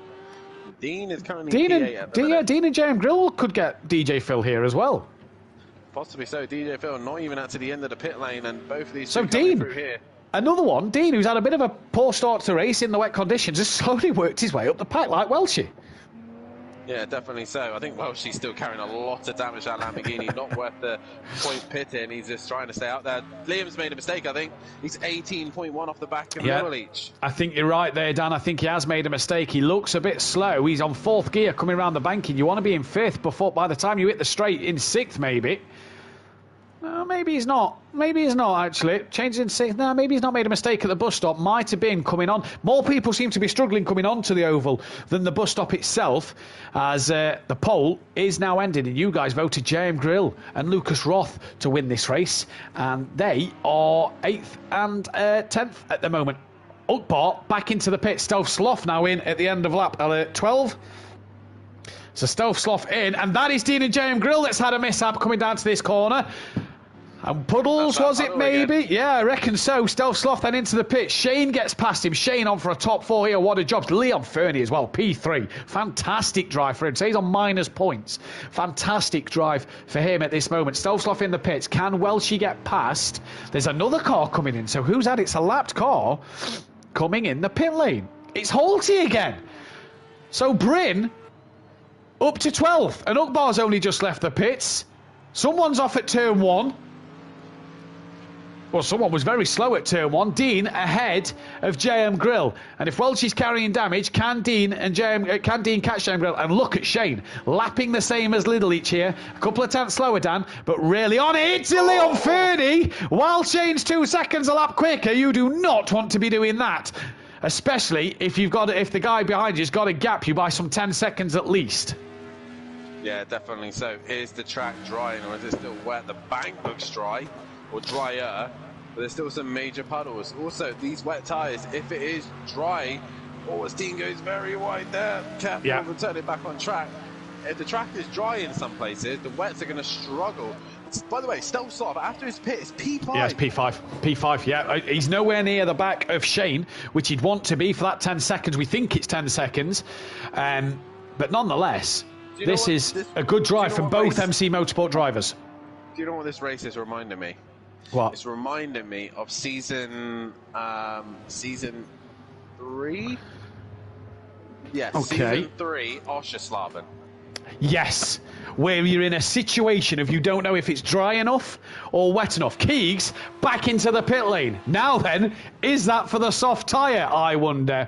We'll have to wait and see then, as he is a lap down. Then is Ukbar. Ukbar and Bryn are coming through the final banking. So Lucas Roth could lose out to both these drivers here. For Keegs, What will he do? Bryn down in 12th, so every place he gains is just more points. These two having a cracking little scrap at the moment. They are indeed, and just ahead of him is Stelsloff and Welshie. Teammates going through the chicane together. Is there going to be team orders here, or are they just going to be battling it out? Little Leach is still leading this race and has got quite a comfortable gap, but that Buzzy Boy is quicker, but he keeps making those mistakes. Something's happened to Holty, Dan, because he was ahead of Bryn, and Lucas Roth has come out the pits behind him, ahead of him, sorry. I'm sure Holty was ahead of Bryn. No, it was Ukbar who's ahead of Bryn. Apologies. No, ignore me. It was Ukbar ahead of Bryn, and that is still the case. And you're right, Dan. If Welshie loses out to Dean or JM Grill, that'll mean Welshie can qualify. Top 6 can't qualify, so they're going great guns at the minute. Shane's got past Leon Fernie, as we'll stay with this battle momentarily. JM Grill into turn 1, sees Dean Wysocki break, and he runs a little wide this time and can't get nothing done through the first corner. 34 people watching the stream. Guys, girls, hit that thumbs up button, hit the bell to be notified, and hit that subscribe button as well. Race 2 coming up a little later on with the reverse grid qualifying and the second race, where the weather's not going to improve much, let me tell you. It may seem to be getting better at the moment, but there is still rain and thunder around, and we're into the 1 minute 50s, Dan, if you're Little Leach. You're into the 1 minute 49s now if you're that Buzzy Boy, so it's drying. Yeah, it is dry, but look again. That Buzzy Boy just makes mistakes. He's just run wide again. That's going to be... It's all well and good doing these fast lap times, but if you can't do it consistently... I think... As Welshie went very... Yeah, I was going to say, I thought Welshie in the background went very deep as well, and that's not going to help him in terms of Dean Wysocki, who is only, I think, about 2 seconds behind him. Yeah, I think that puddle was still very, very nasty down at that section. I'm not sure who is... Oh, who's that? Who's that? Ukbar's round. Is that Lucas Roth or Holty? No, it was Holty. Oh, Phil, where are you going? Oh, them puddles are still there. And DJ Phil, oh, steady, steady, steady, steady. Wow, okay. And he's just been warned, Dan, in the F2 about 2 unsafe rejoins. That was a little naughty. It was a bit close there from DJ Phil for sure, as Lucas Roth now onto the back of Ukbar. Every little point counts here, and when the Mercedes should have been dominant here, it's not leading the race, as that Buzzy Boy has had another moment as well. Obviously avoiding Holty didn't help, as Lucas Roth down the inside and past Ukbar easy as that, and he goes through. P11 right done. Now isn't doing the lap times he should be doing. He needs, well, he's doing the lap times, but Leon Fernie's still there. Let's just load it up. What is the time penalty? Because we aren't fully aware at the minute. We believe it is 10 seconds, and the gap is 4. But Leon Fernie on this part of the track should gain hand over fist out on the oval part. But it's in the chicane. This is look at the bus stop. That's drying. That puddle is nowhere near as wet, as big as it was earlier. So it is drying here, Dan. Are we going to see people in, maybe, for the dry tyre? Dean has dropped JM Grill a bit and he's on the back of Welshie looking at that timing screen. He is a little bit, not quite enough. JM Grill is still there. There's Welshie as they go into the banked corner now, and JM Grill is off again. He's hit the same puddle. You'd think after 14 laps you might know that puddle was there. You would indeed. As Shane does another 52.8, he's consistently there. As Little Leach does a 51.4. Consistency is king. At the minute, Shane 2, Leon Fernie is 3.2, 3.3. So it's not enough for Shane at the minute. Dan, he needs something to happen. Go to Lucas Roth very quickly. No, don't. Stay here, because Welshie wide. Welshie's had a spin and Dean does very well to avoid him. But Dean now in a place where he can't qualify. This man on my timing screen is purple. Did he put the dry tyres on when he pitted? Let's see the lap time. 2:03 last time out. Purple on my timing screen. 49.8. Did he go dry tyres? Because he is tearing it up at the moment. No, he's not now. He's not now. That's definitely slick tyre look there. As Ukbar gets back past Lucas Roth, and that allows Bryn to go, and Holty's nowhere near. And Shane has gapped Leon Fernie a little bit more now, as I think the rain's starting to fall, but it's going to be 2. I think it's just the game that kind of makes it fall again at the end of the race for some reason, but it won't make any difference. It's not going to get wet enough on these last 2 laps of the race. And Shane, this is Little Leach, 26 seconds ahead of that Buzzy Boy. Very deep though at turn 1, and it is just starting to rain again. It's starting to rain again. That Buzzy Boy just not being able to match Little Leach's raw pace here. And again, I think that consistency of racing in pro and having that experience is just helping Little Leach here out, as Leon Fernie now is improving his lap times, but 4.6 behind Shane. Shane's pulling away. He has lost time to Shane, but Shane needs to gain a lot more time over these next 2 laps than Leon Fernie. Stealth Sloth currently 5th place, and Dean Wysocki gets on just before Welshie gets there. So huge moment for Dean. He did pass Welshie. Oh! That's Lucas Roth. No rear wing on that car, slicks. Dan. He's on slicks. He's got to be. He's on slicks and no rear wing on that car. So Lucas Roth could be finishing behind his teammate Holte here. Dean battling for that 6th place, and a good result for Dean and Welsh. You'd say they struggled early parts of this race. But Dean needs to make sure he keeps it consistent and keeps it on the track, and he struggles with consistency, but he needs now. That puddle is about disappeared. Don't drive through it, though. Take a wider line. Dean needs to make sure now more than ever he is as consistent as ever, because a top 6 on the cards after he was last at the end of lap 1 is a great result for Dean Wysocki. Oh no, Leon, round he goes. And Shane's Christmas could have come in July. Christmas song soon, Dan, by the way. No. As Leon Fernie's struggling to get He's going. struggling. There's the 10-second gap. There is the 10-second gap, and Leon Fernie just struggling to get going. Where's Stealth? Stealth's only just come through turn 1. What a drive this man has had. Oh, yeah. And Leon Fernie, to be fair. And Shane, fantastic from all 3. Oh, there, Welshie running very wide there, trying to catch Dean. But also JM Grill was there. The guys you thought would be at the top aren't there. Leon He's had Fernie's another mistake. Oh, Dan, it could be game on. His hand together. He could be rubbing his hands together now, as Shane now has got that gap 20 seconds back to Leon Keegs Fernie. is back in the pit, so that will give Holte that 12th place, and we're coming into the last lap. Good evening to Jamie Brazier. Little Each had on the final lap of the race, and he has been dominant at the minute. Fastest lap may go the way of that Bozzy Boy or Keegs, who's the only 2 I've seen in the 49s. Bozzy Boy, though, taking a trip to the wall. And I think Shane has got too much to do to gain the 10 seconds over that Bozzy Boy, depending on Liam's damage there, though. But hey, it's another podium. It's back-to-back podiums for this man. He can be happy with his result tonight, although he's not going to be happy with that. And Shane is coming, and you're spinning on wet tyres on a dry circuit. Slow and steady, get that car back going. Shane is right there, Dan, and could be on for a P2.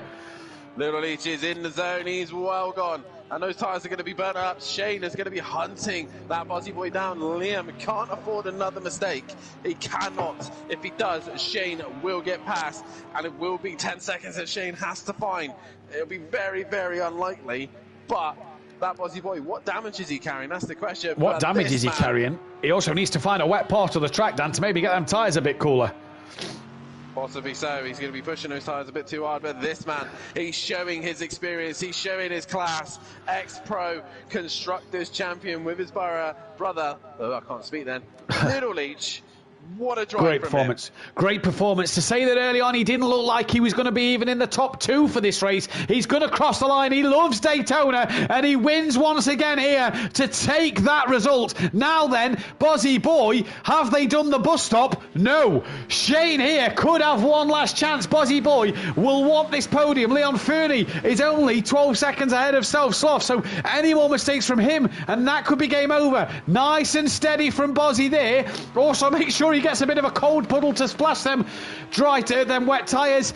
And I think, Dan, that is Bozzy, because you're not really going to make a mistake from this place. I think that Bozzy Boy is on for the P2 there. Shane, though, what a result as well. Yeah, considering also we had a 10-second penalty added as well, he will stay ahead of Leon Fernie, so that is good to see as well. The Jem Grill and Welshie are still going at it, but it will be that Bozzy Boy to come home for second place towards the line. He comes, and then Shane, what a driver, man, with good recovery for third place. It is a great recovery. Leon Fernie as well. What a night for him so far. A P4. Negative points before the start of this night. He's now going to be on -1 as we go into race 2 tonight. But Leon Fernie, P4. Holte has finished down in 12th. The Teletubby cars, Dan, when they think that Snow Smithy, they could really gain some points tonight, have not had the result they wanted. Here comes Leon Fernie for a P4. What a job from him. Great result. Another great result is that of Stealth Sloth. Currently P5, that's Ukbar behind him, a lap down in 11th place. But Stealth Sloth, great drive for a 5th place. Leon Fernie got 4th. Welshie then has lost out to JM Grill. So Dean Wasoki's going to cross the line for P6. So Dean Wasocki cannot qualify for race 2. He gives us a flash of the lights. He'll be happy with that. JM Grill, what could have been from him for a pole position, will get 7th place. Welshie will only finish as low down as 8th. DJ Phil is in... has finished 9th, and Ukbar has finished 10th, I do believe. No, was it 11th? It was 11th from Ukbar. Bryn was the one who got 10th place. Fastest lap of the race, a 49.5 for that Bozzy Boy, and a 49.8 for Lucas Roth. So Bozzy Boy gains the extra point for fastest lap there, Dan. What a dramatic first race. We are going to be right back in about 5 minutes' time. Grab yourself a quick, refreshing drink. Go to the toilet if you need to, grab some food. We'll be back in 5 or 10 minutes. I've been counting down the days to get out. I've been looking for a way from this town. And you're too far away to help me now. So I'm counting down the days to get out. 'Cause I need to learn to forget everything that drags me down. I need to forget everything inside me now. Full speed ahead, fly from the end. So I'm full speed ahead.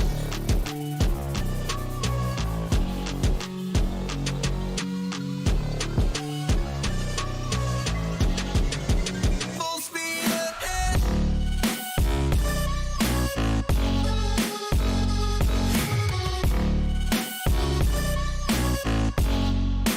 Full speed ahead.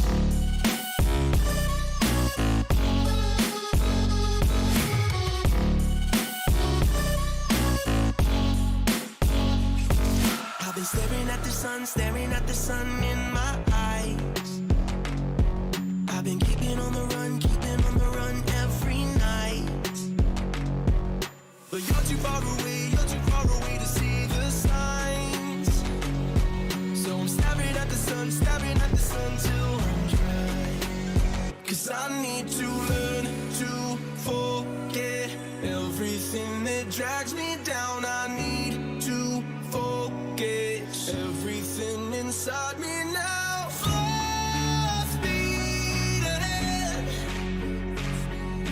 fly from the end. So I'm full speed ahead.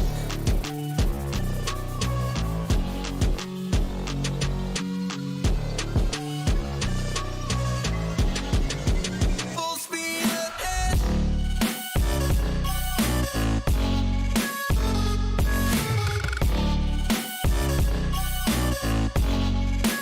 Full speed ahead.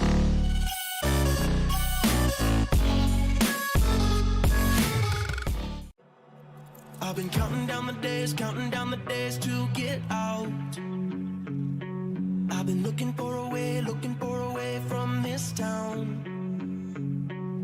And you're too far away to help me now. So I'm counting down the days to get out. 'Cause I need to learn to forget everything that drags me down. I need to forget everything inside me now. Full speed ahead, fly from the end. So I'm full speed ahead.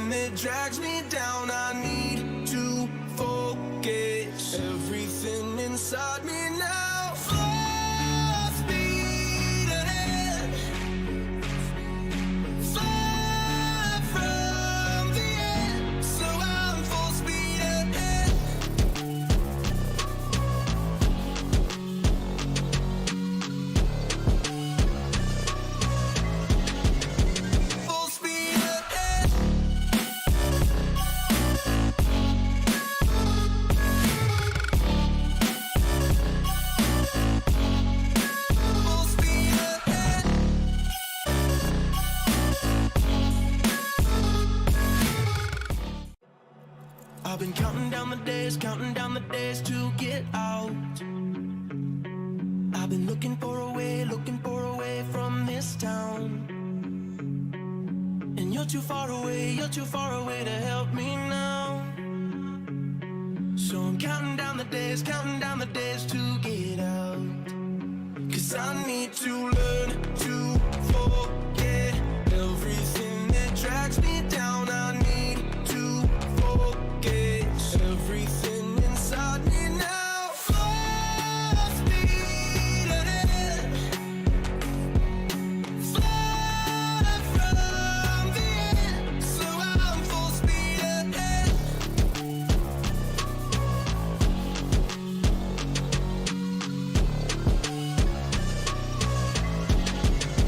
Full speed ahead.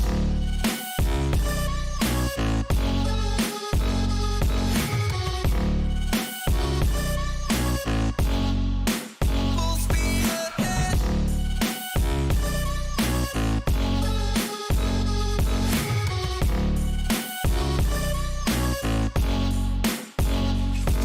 I've been staring at the sun in my eyes. I've been keeping on the run every night. But you're too far away to see the signs. So I'm staring at the sun till I'm dry. 'Cause I need to learn to forget everything that drags me down. I need to forget everything inside me now. Full speed ahead, fly from the end. So I'm full speed ahead.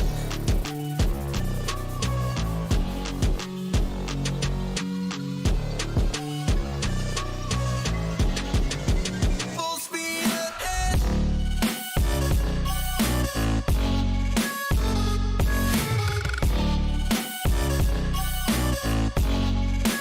Full speed ahead.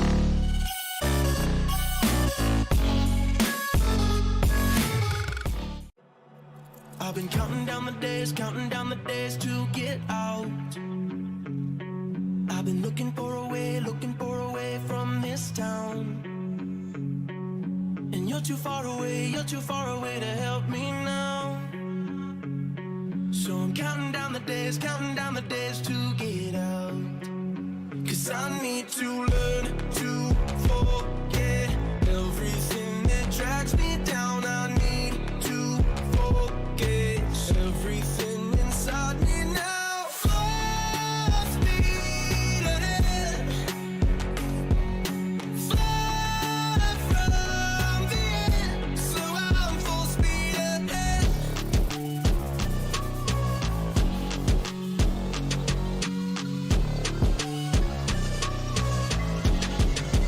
Full speed ahead.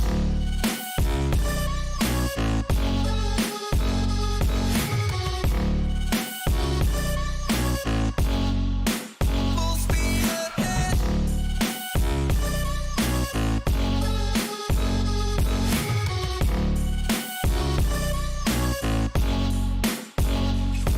I've been staring at the sun in my eyes.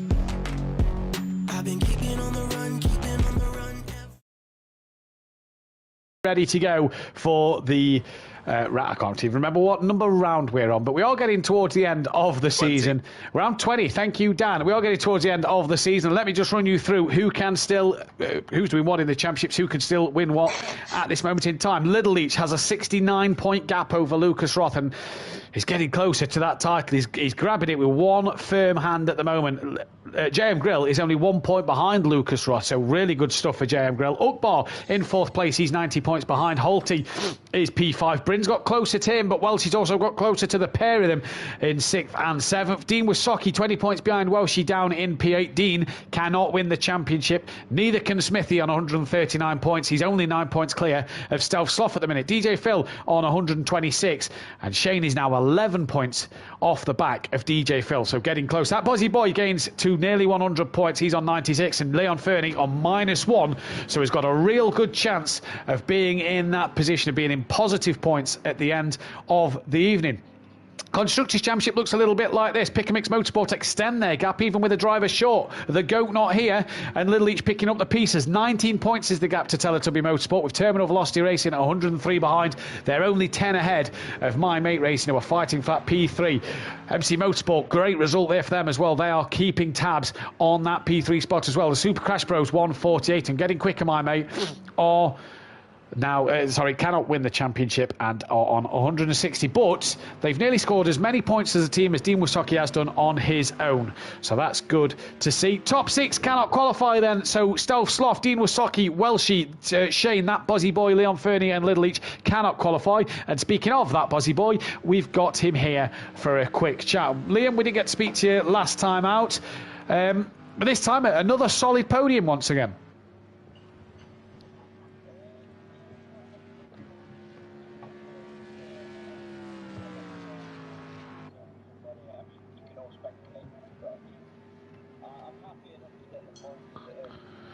Now, good pace out there early on. Just made a few too many mistakes after the pit stops that cost you the chance to maybe get Little Each.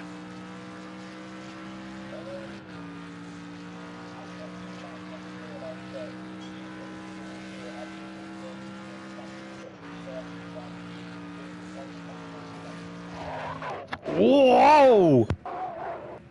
Apologies there as Lucas Roth has touched the grass and had a big spin at that final corner. So talks about the Mercedes, Liam. The conditions very, very tricky. How was it?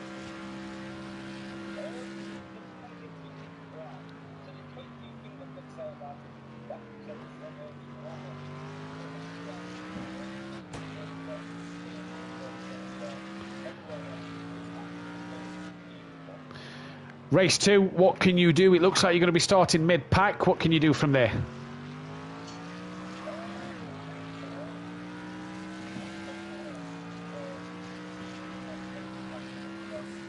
Well, best luck, buddy, and good luck for race 2.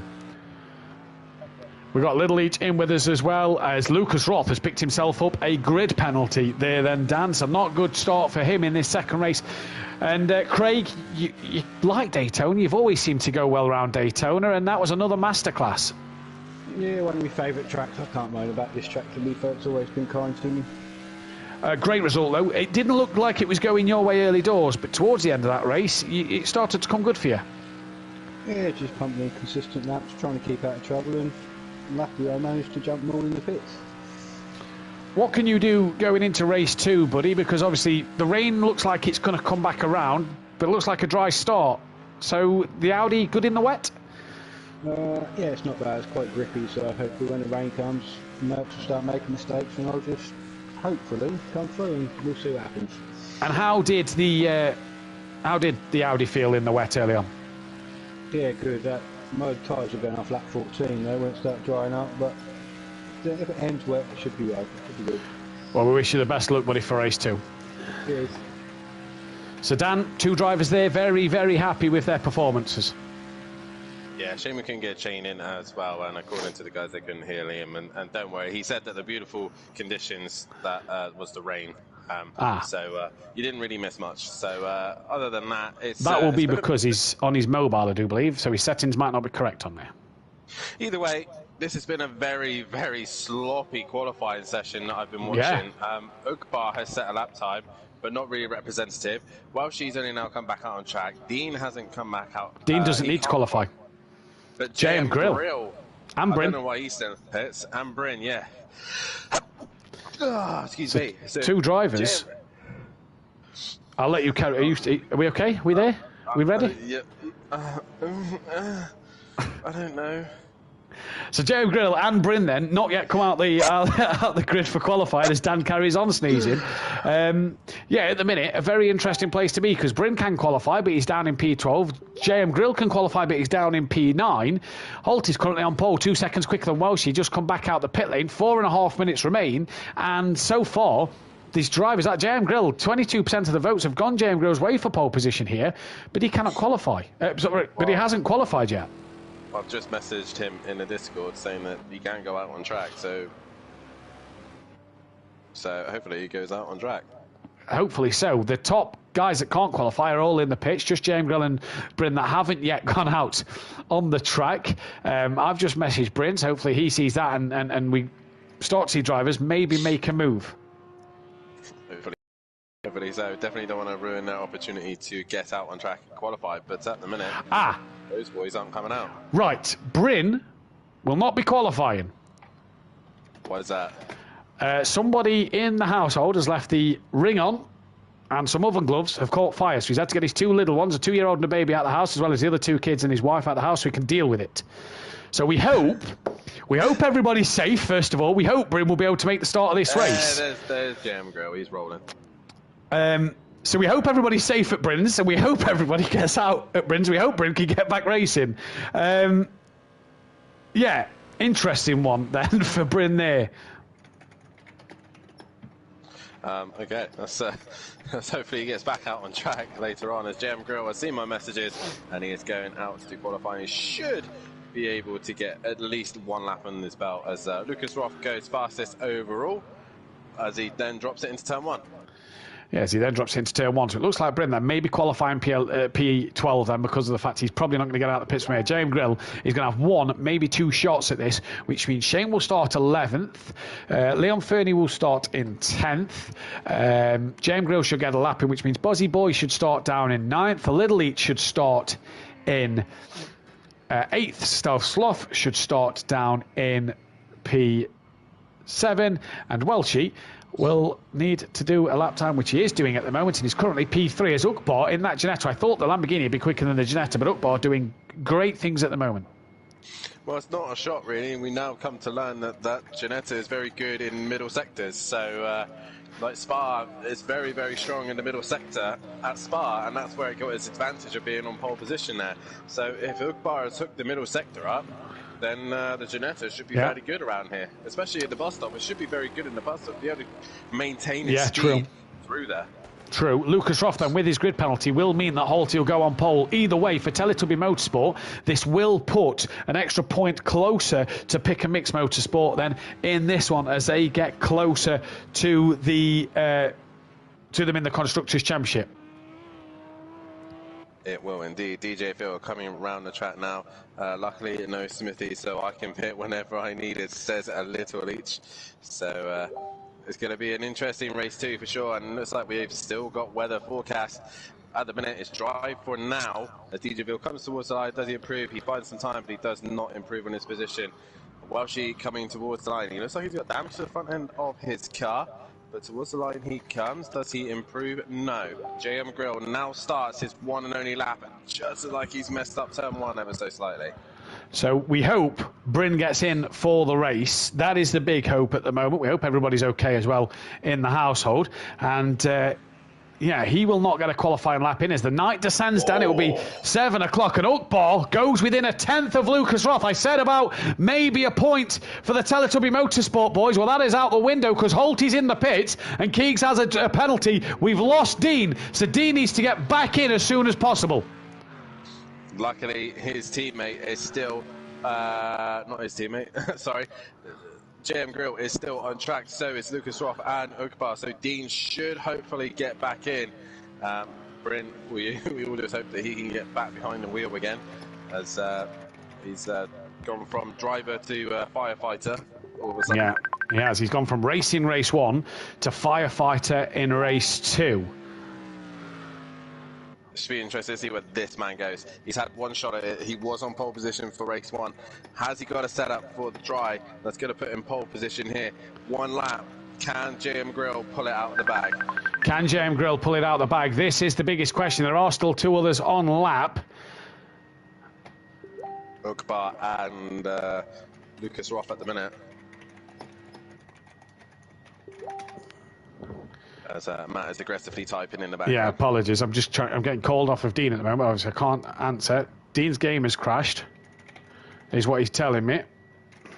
JM Grill goes P2. 99 thousandths behind Lucas Roth. Now, what can Ukbar do? Is he up? That's the question. If Ukbar gets himself back to the P2, oh, this is going to be tight.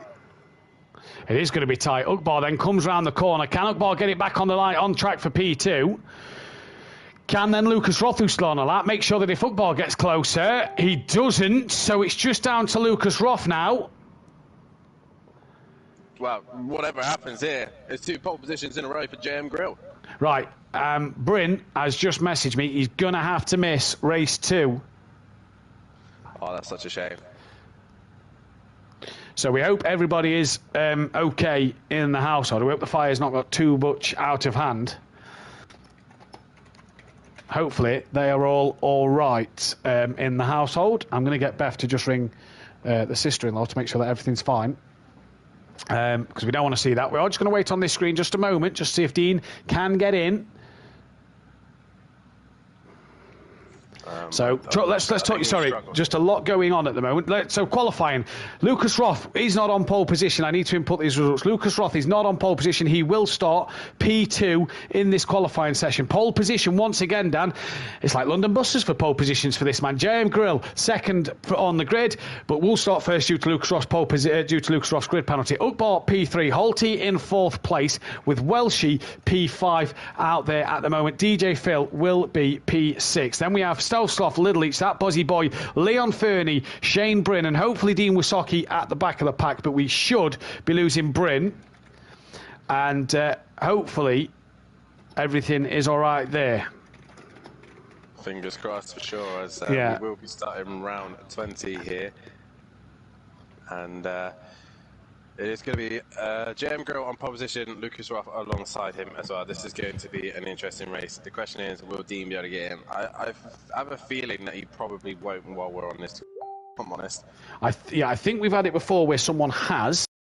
Well, the little loading circle has disappeared, so... Dean says he's in.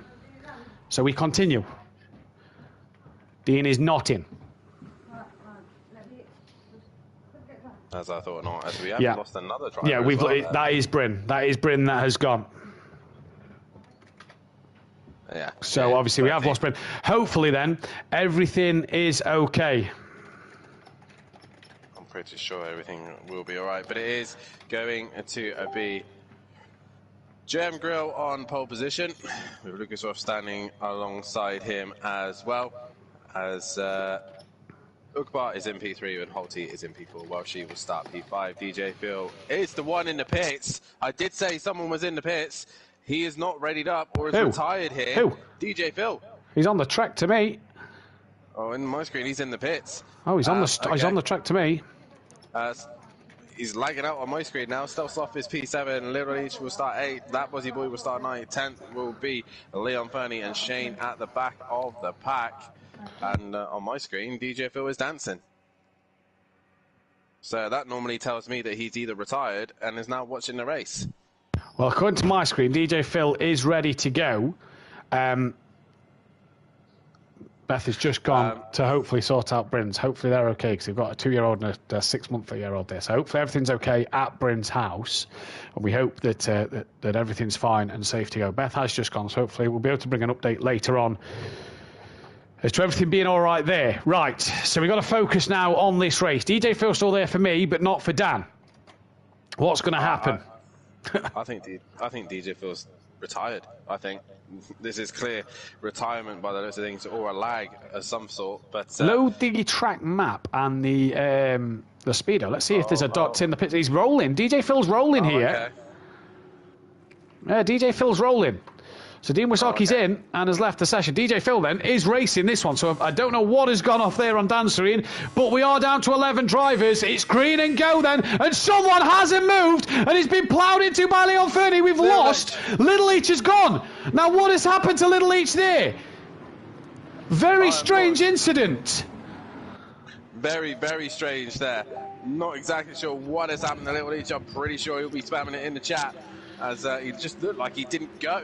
Yeah, just didn't move then. So Lucas Roth up to P2. Ugbal's already down to 4th behind Holty. JM Grill as well. Leon Fernie looked like he was the one that got the damage from all of that. And just as Dean and Leon Fernie were scoring good points in race 1, that's out the window this second race. Buzzy Boy's down in 10th. Was it him that hit the back of Little Each then?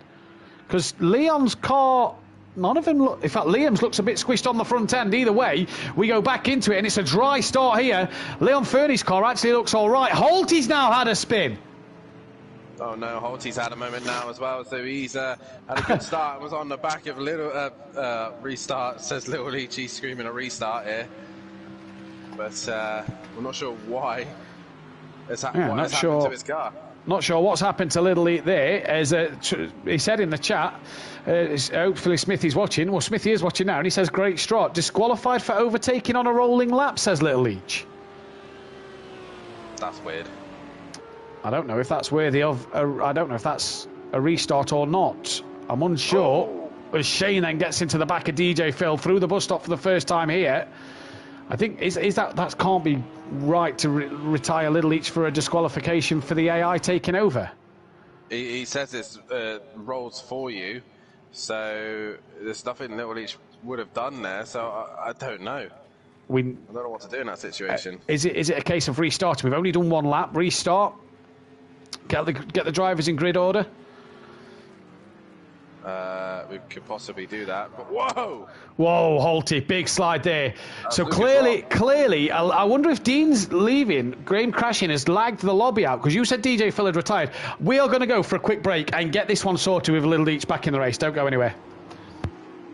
I've been counting down the days to get out. I've been looking for a way from this town. And you're too far away to help me now. So I'm counting down the days to get out. 'Cause I need to learn to forget everything that drags me down. I need to forget everything inside me now. Full speed ahead.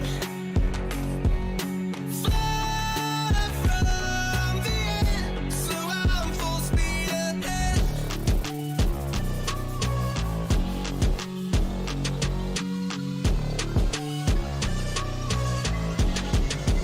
Full speed ahead.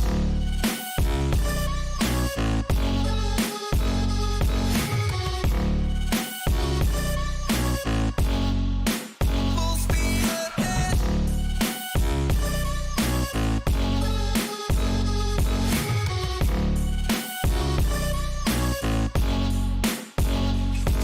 I've been staring at the sun in my eyes. I've been keeping on the run every night. But you're too far away to see the signs. So I'm staring at the sun till I'm dry. 'Cause I need to learn to forget everything that drags me down. I need to forget everything inside me now. Full speed ahead. Fly from the end. So I'm full speed ahead.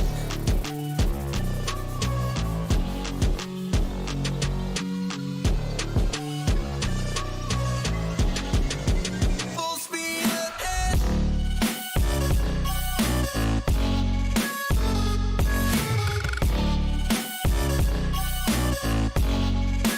Full speed ahead.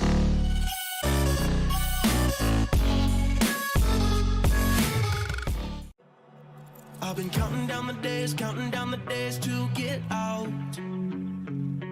I've been looking for a way from this town. And you're too far away to help me now. So I'm counting down the days to get out. 'Cause I need to learn to forget everything that drags me down. I need to forget everything inside me now. Full speed ahead. Fly from the end. So I'm full speed ahead.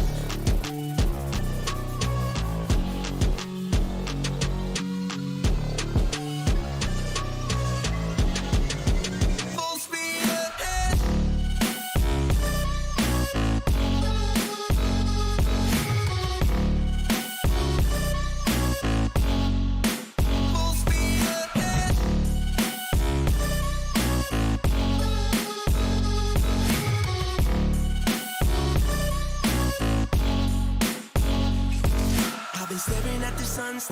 sun in my eyes. I've been keeping on the run every night. But you're too far away to see the signs. So I'm staring at the sun till I'm dry. 'Cause I need to learn to forget everything that drags me down. I need to forget everything inside me now. Full speed ahead, far from the end. So I'm full speed ahead.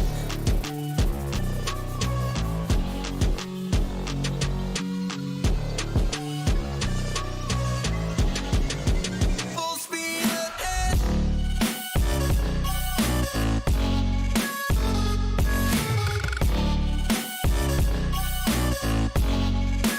Full speed ahead.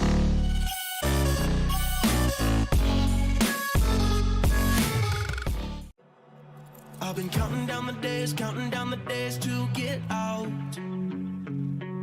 I've been looking for a way from this town.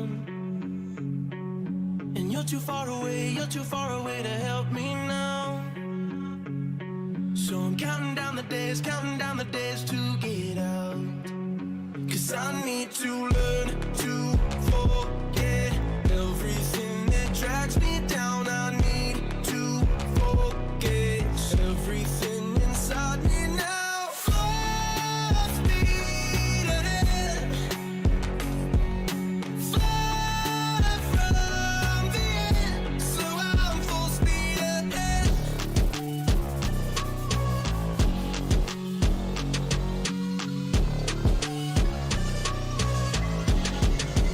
Full speed ahead.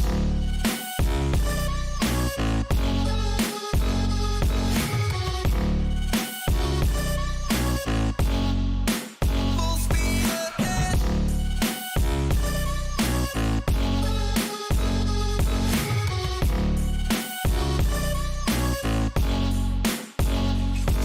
I've been staring at the sun in my eyes. I've been keeping on the run every night. But you're too far away to see the signs. So I'm staring at the sun till I'm dry. 'Cause I need to learn to forget everything that drags me down. I need to forget everything inside me now. Full speed ahead, far from the end. So I'm full speed ahead.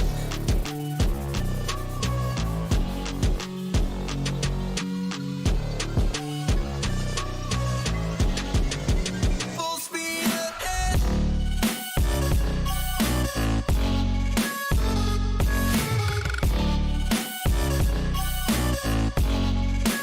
Full speed ahead.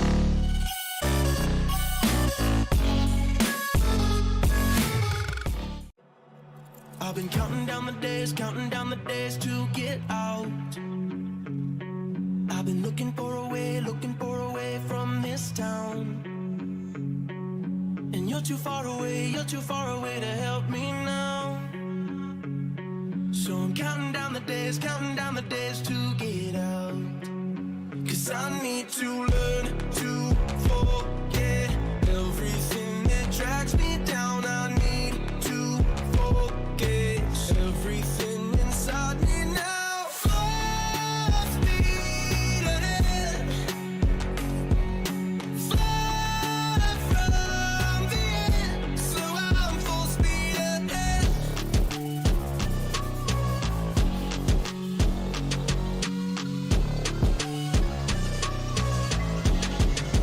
Full speed ahead.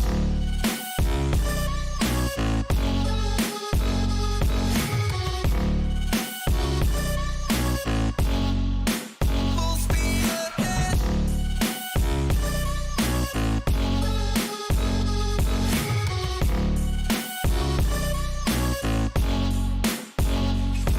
I've been staring at the sun in my eyes. I've been keeping on the run every night. Welcome back then, ladies and gentlemen. So apologies for the delay. We have told the drivers we still don't have Bryn, so hopefully everything is all right there. Dean's back in and everybody is ready to go. This will be the last chance of a restart, so if anything happens again, it may be down to the stewards, and if the same thing happens to Little Leach again, he'll score last place points, and so on and so forth. But for... He shouldn't get disqualified this No, time hopefully. because he's at the front. Yeah, hopefully. But drivers will have to do one extra lap to do a formation lap and then get themselves into position. So as it stands, with no Bryn, the drivers should line up like this. JM Grill, then Holty, followed by... JM Grill, then Lucas Roth, Ukbar, Holty, Welshie.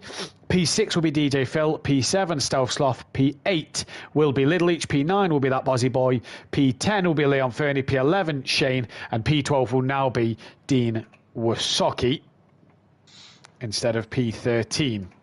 So that is hopefully the way to go. Oh, well, what a dramatic start to race 2. Daytona never disappoints. Definitely so, and we still got the weather forecast as well. There should be rain lurking around again, but it is going to be this man on pole position. I have sent him a message.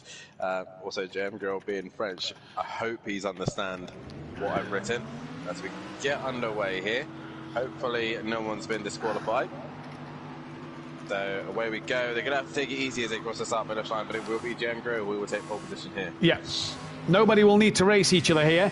And as you can see, everybody going a bit slow just while they get into their position at the moment. There is the Teletubby boys driving out front. So I hope Keegs notices what to do. Anyone want a touring car picture? Took a load today at Snetterton.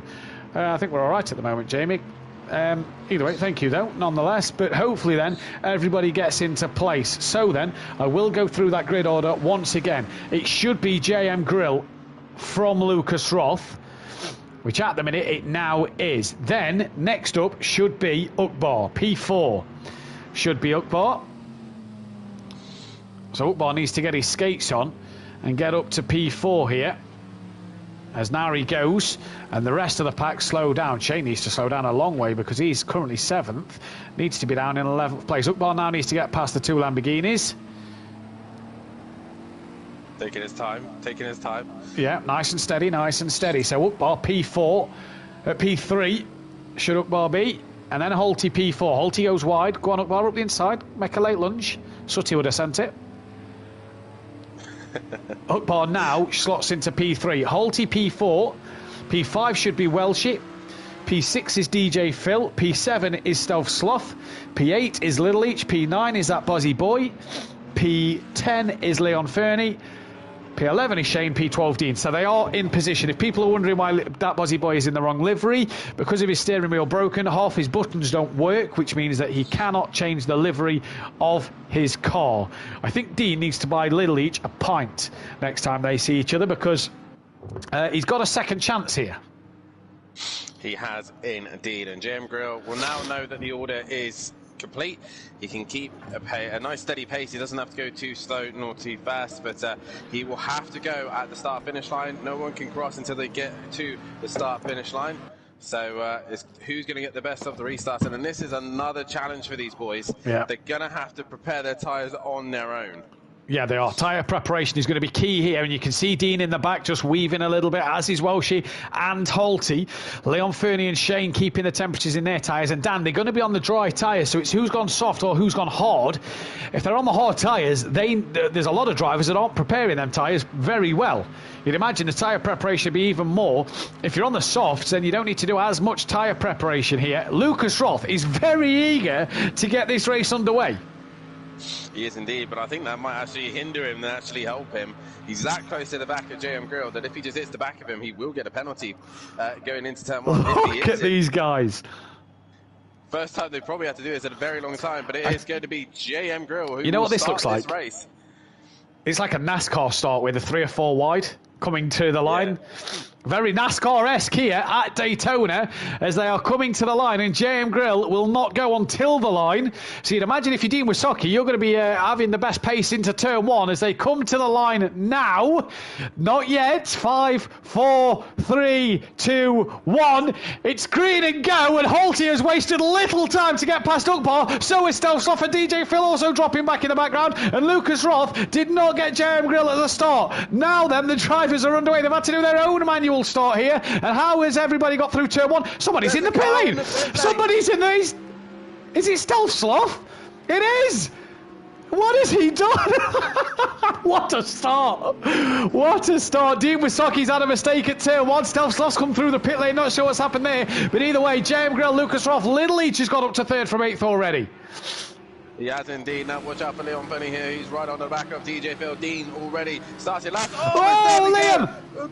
Ukbar and Liam there coming together. I think Ukbar might have just dropped it on his own, and Liam, wrong place at that time, and DJ Phil's at a moment. Yeah, and that is also Holty as well, who's at a moment. I think Holty was losing it just before we saw DJ Phil go round, but JM Grill, Lucas Roth, Little Each up to 3rd now. Dean's not lost as much time as he thought because he's now on the back of Holty and Ukbar, and everybody coming onto the oval. Leon Fernie already up into P5 down. Great start for him in this one. Liam down to 8th. Dean's got past Holty for 11th place. Ukbar down in 12th, as here is Dean and Holty coming onto the banking, but this man leads away on the first flying lap, about to end the first flying lap. He's already dropped Lucas Roth. He has already dropped Lucas Roth. All that pushing and shoving from Lucas Roth, and he's not been able to stick with the Frenchman, and away goes JM Grill into the lead of this race. And look at the pace from him, 58 seconds quicker than his previous lap time. We should see lap times in the 1:40 here in the dry. What tyres have people gone? We're expecting the rain to come back in this second race, as Shane's already up into P6. We say good evening, a very good evening to Mao Damo. Domo, who's always in the chat. Ukbar then down in 9th place. He's surely going to lose out to Holty and Dean Wysocki. They've both got past DJ Phil. Holty's got back past Dean. Stelshoff looks to go defensive. Bozzy's going to have to take the higher line over Stelshoff. These two had a collision in race 1, and Bozzy now plenty of room to Stealth underneath. Who's going to be best of the late breakers into turn 1? And Stealth there taps the rear of Bozzy Boy and gives him a second tap on the side of the car. And a day late, dollar short there, it looked like from Stelshoff. Yeah, definitely so. Liam is not. Holty's round. That one. Holty's had another moment again. He's not loving Daytona whatsoever. So he is not having the best of runs here. Shane now onto the back of Leon Fernie, but JM Grill out in front has given himself a lovely gap for 2 seconds. Little Leach now in 3rd. Welshie up into 4th place. We've got a little bit of pressure from Leon Fernie, who's starting to bring him down, but Shane is the man on the move. He's currently in 6th place. Liam, after that contact with Stelshoff, has managed to stay in 7th place, so he hasn't lost too much from that. Ukbar got caught up with that, with also Dean Wysocki having a moment. DJ Phil in 10th, with Holty in 11th, and Stelshoff bringing up the rear. Dean Ukbar and DJ Phil have gained 2 places from Holty and Stelshoff dropping it then, so that is beneficial for them. But this man, Shane, on a mission. He passed Leon Fernie earlier on, but in these dry conditions, before the rain comes, you have to say these Mercedes-Benz car will be favoured, as Dean's lost out to Ukbar. Must have made a mistake coming onto the oval because he had a huge wiggle as Dan went on board. He was already behind him. He just had a wiggle on exit, and Leon Fernie, look at this. It went from Shane, before they got to the banking, Shane was in the window of trying to catch Leon Fernie. As soon as he comes to the end of the banking, I have a little triangle with an exclamation point telling me when a car is in within a second. When I started that banking, Shane had that symbol. By the end, and come to the bus stop, Leon Fernie then had that symbol saying that he was within a second of this man. And he's now dropped Shane. He's some 2-3 seconds ahead of Shane. This man's 3 seconds ahead of Lucas Roth, who's lapping a bit slower than JM Grill. But look at the Mercedes-Benz power. Look at the lap times coming in. 47 from an Audi, 48, and a 47 from the Mercedes. Shane in the 49s in the dry. The Mercedes dominance once again showing its worth. Liam's that time there, not that great after contact with Stelshoff early on. Dean Wysocki now ahead of, in fact, he's behind DJ Phil. Ukbar's already in the pit, so that is 2 laps early then for Ukbar, because that's only the end of lap 2 in the actual race. Yeah, so Ukbar obviously in the pits, but guarantee all these guys will have to come again eventually, because if that wet weather starts to come... Oh, Dean! Is that the wet weather? It is, so it's come early, Dan. It has come relatively early, so Welshie now starting to get a bit of pressure from Leon Fernie now. So the rain is here. Now, Little Leach said he was going to do something crazy. He said he was going to start on the wet tyre. Running at that pace. He's I'd argue. Slower. I think Yeah, but is that slower than the Mercedes? Is that just the Audi? Or is that the Audi on wet tyres? I'm not too sure. I'm not convinced Little Leach is on the wets. But it is only lap 3 of the actual race, let's not forget, so he could be. As Ukbar is into the pits and he's got no lights. There they are, they're back on, so good lad, he's got them back on. As DJ Phil now is on the back of Holty and the rain is here. What do these guys do? Do they pit early? Because well, arguably, the pit window goes out the window, doesn't it, for a change of conditions in the Pro-Am? So they can come in early. Who will make that first call? The track not getting wet yet. Ah, yes. Make that call. Well, we'll have to keep our eyes on that because pit window is out the window. Don't forget, pit window will now technically be lap 5 on screen. So they can pit from the end of this lap now. But if it is raining, the drivers, if they pit for wets, I mean, Ukbar had a pretty... Where is he? He's quite a way behind. Liam's in straight away. Oh, slow that down. Slow that down. He's got it done. So I'm going to mark Ukbar down as pitted at the end of lap 3. Well. Liam's pitted. Sorry, end of lap 2. Liam's pitted at the end of lap 3. As is Stove Sloth. In this stage right now, what you would probably do is put your less experienced driver into the pits now, while it's still light rain at the minute, so that they're able to get onto the wet tyre and they're able to adapt to whatever condition comes their way. Little Leach, once again, still at 47.2. The only team to not pit this lap, bearing in mind the 2 drivers on the grid, because Little Leach and Shane now have 3 pit stops technically, was the Teletubby Motorsport cars, and that is it. The only team to not pit for the wet tyre. Liam's had a good stop. Dean and Stove Sloth still in the pit lane then. That was a very quick stop for Liam. Maybe he hasn't put wets on. Possibly so. Dean's jumped Stove Sloth there, I do believe.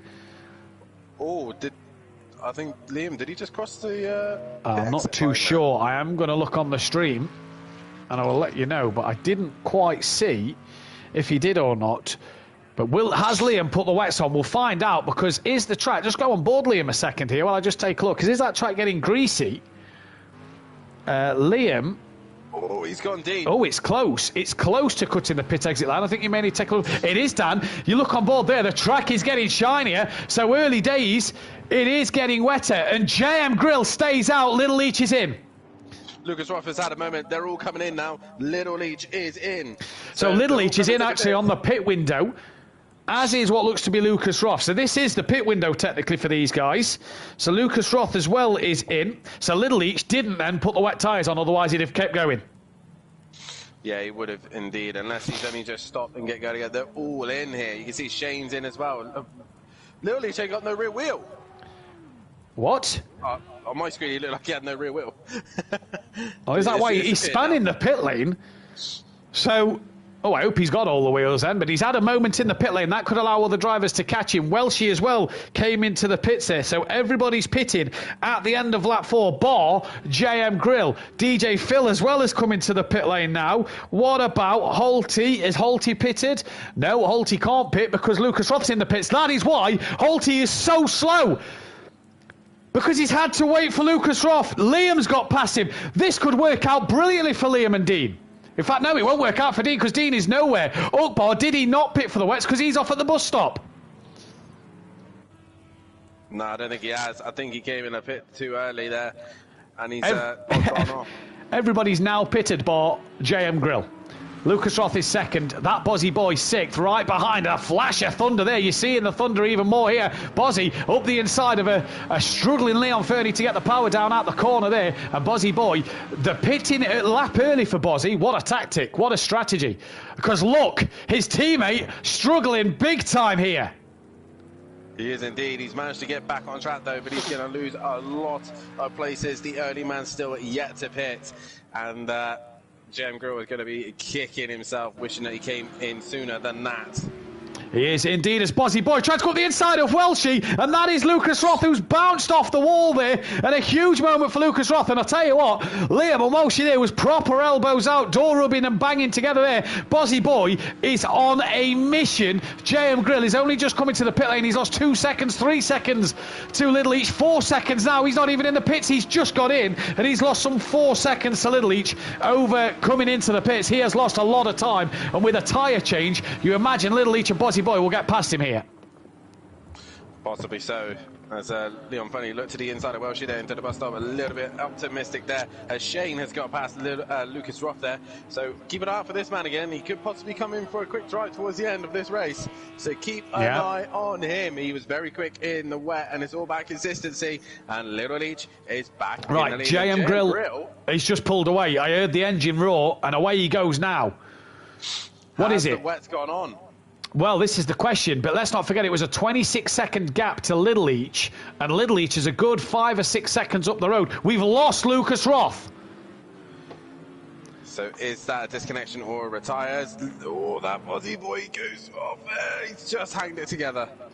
So Lucas Ross, championship has gone from bad to worse as it has for Teletubby Motorsport. And this man, he pitted 2 laps after that Bozzy boy. He's behind him. He pitted a lap after Little Leach and Welchie. He's behind them. So his strategy tonight has not worked. 2 pole positions, led both races. It has not gone out this man's way. He is the bridesmaid, never the bride. And once again, Dan, a strategy hasn't played out, but Bozzy Boy, 10 seconds off the back of Little Leach. Little Leach is some 11 seconds. JM Grill had a 38-second pit stop there. Yeah, so definitely, he's definitely put the wets on now. But now, what can he do with this situation? He has got a quicker car in a straight line, but the Lamborghini will be better in the middle sector. As Leon Fernie, look at him get right on the back of JM Grill, and keep an eye out for Shane as well. He'll be looking quick also. But once again, the man who's been in pro before and has had multiple championships. Who's that? Someone's off. I think that's Ukbar, Dan. Off at the bus stop chicane, and hopefully he stays out of Little Leach's way. I think he has done. He's got no rear wing, so Ukbar having a terrible second race as Little Leach then goes through, and on his way to going once again is Little Leach as that Bozzy boy has good save. I don't think it's a good set. I think he's just, his setup is genuinely that loose. He's always seems to be sliding, and it just doesn't look very comfortable in that car at this minute. Well, fair enough to him then.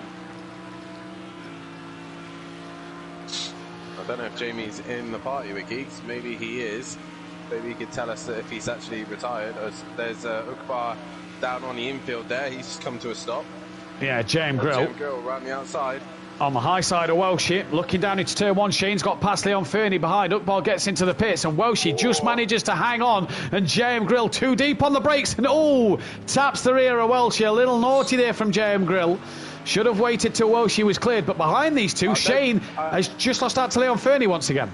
I just don't think that was JM Grill just trying to get back on track. He was just struggling for grip. It was just like Welshie went deep. Oh, he's gone round. JM Grill, he's gone round.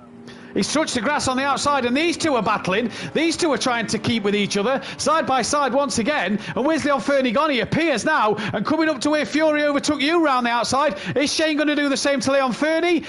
He's going to have a good go, you know. He's going to try and keep that nose up the inside for the next corner. Launches one on the brakes. Shane is so much more better on the brakes than the Mercedes. Leon gives him plenty of room. Shane's not going to want to be there if the puddles have started to form. Shane, does he have the better traction? He does, and can pull across and stay away from them puddles. So great driving from these two.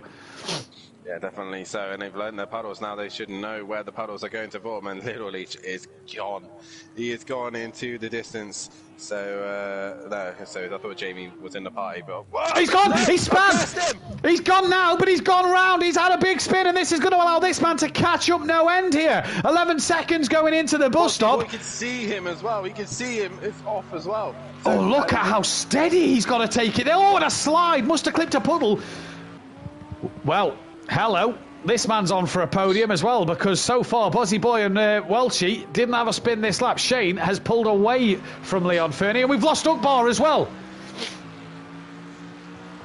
So Lucas and Ukbar both quali bans for next week. Possibly so. And that would be Ukbar's 3rd retirement of the season. So which would lose him 25 championship points, unless he can prove otherwise. That would lose him 25 championship points here, Dan. That is not the way he'd want it to go. And as Leon Fernie, the extra speed of the Mercedes, tries to go around the outside of Shane, clips the outside wall. And does he let Shane through? He does, and lets JM Grill through as well, as he lost the momentum into turn 1. He did as well, as Smithy is coaching him right now. as coaching Little Leach say, calm down, Little Leach, don't throw it away, keep it steady. He's really trying to coach Little Leach right now in the glorious view of New Key in Cornwall. And yeah, I said you could borrow the wheel, Smithy, but I didn't really want to use in my account, so... Well, what this means with no Bryn is Dean can catch Welshie. With no Bryn, Dean can catch Bryn. He can catch Ukbar as well. Points for Welshie and Holty to catch Ukbar. And Ukbar's kind of out of this championship fight. You'd imagine now he's retired from this race. Little Leach currently leading, and he's gapped Liam as well. As look at how... I love that overhead shot. Really do. I think it's one of the best camera angles on this game. See, I don't like it. I think it's horrible. Can't see much of the cars in that section, but either way, Little Leach, can he make his way through at the bus stop this time? He's a lot more steady. More cautious, yeah. He's gone! He's gone! And Bozzy's got the run. Now where's Welshie? Because Bozzy now leads. They've all pitted, so it's a race to the end. And Welshie, you'd imagine, would get past Little Leach, who's only just now getting back up to speed. But Welshie has so much. There's a flash of the lights. Move out of the way. Because I'm a coming through, just with a more thicker Scottish accent. So now it's Bozzy boys to lose at the minute. Indeed it is. Welshie ahead of Little Leach, Shane ahead of JM Grill, Leon Fernie 6th, Dean Wasocki is some 15, 16 seconds off the back of his teammate.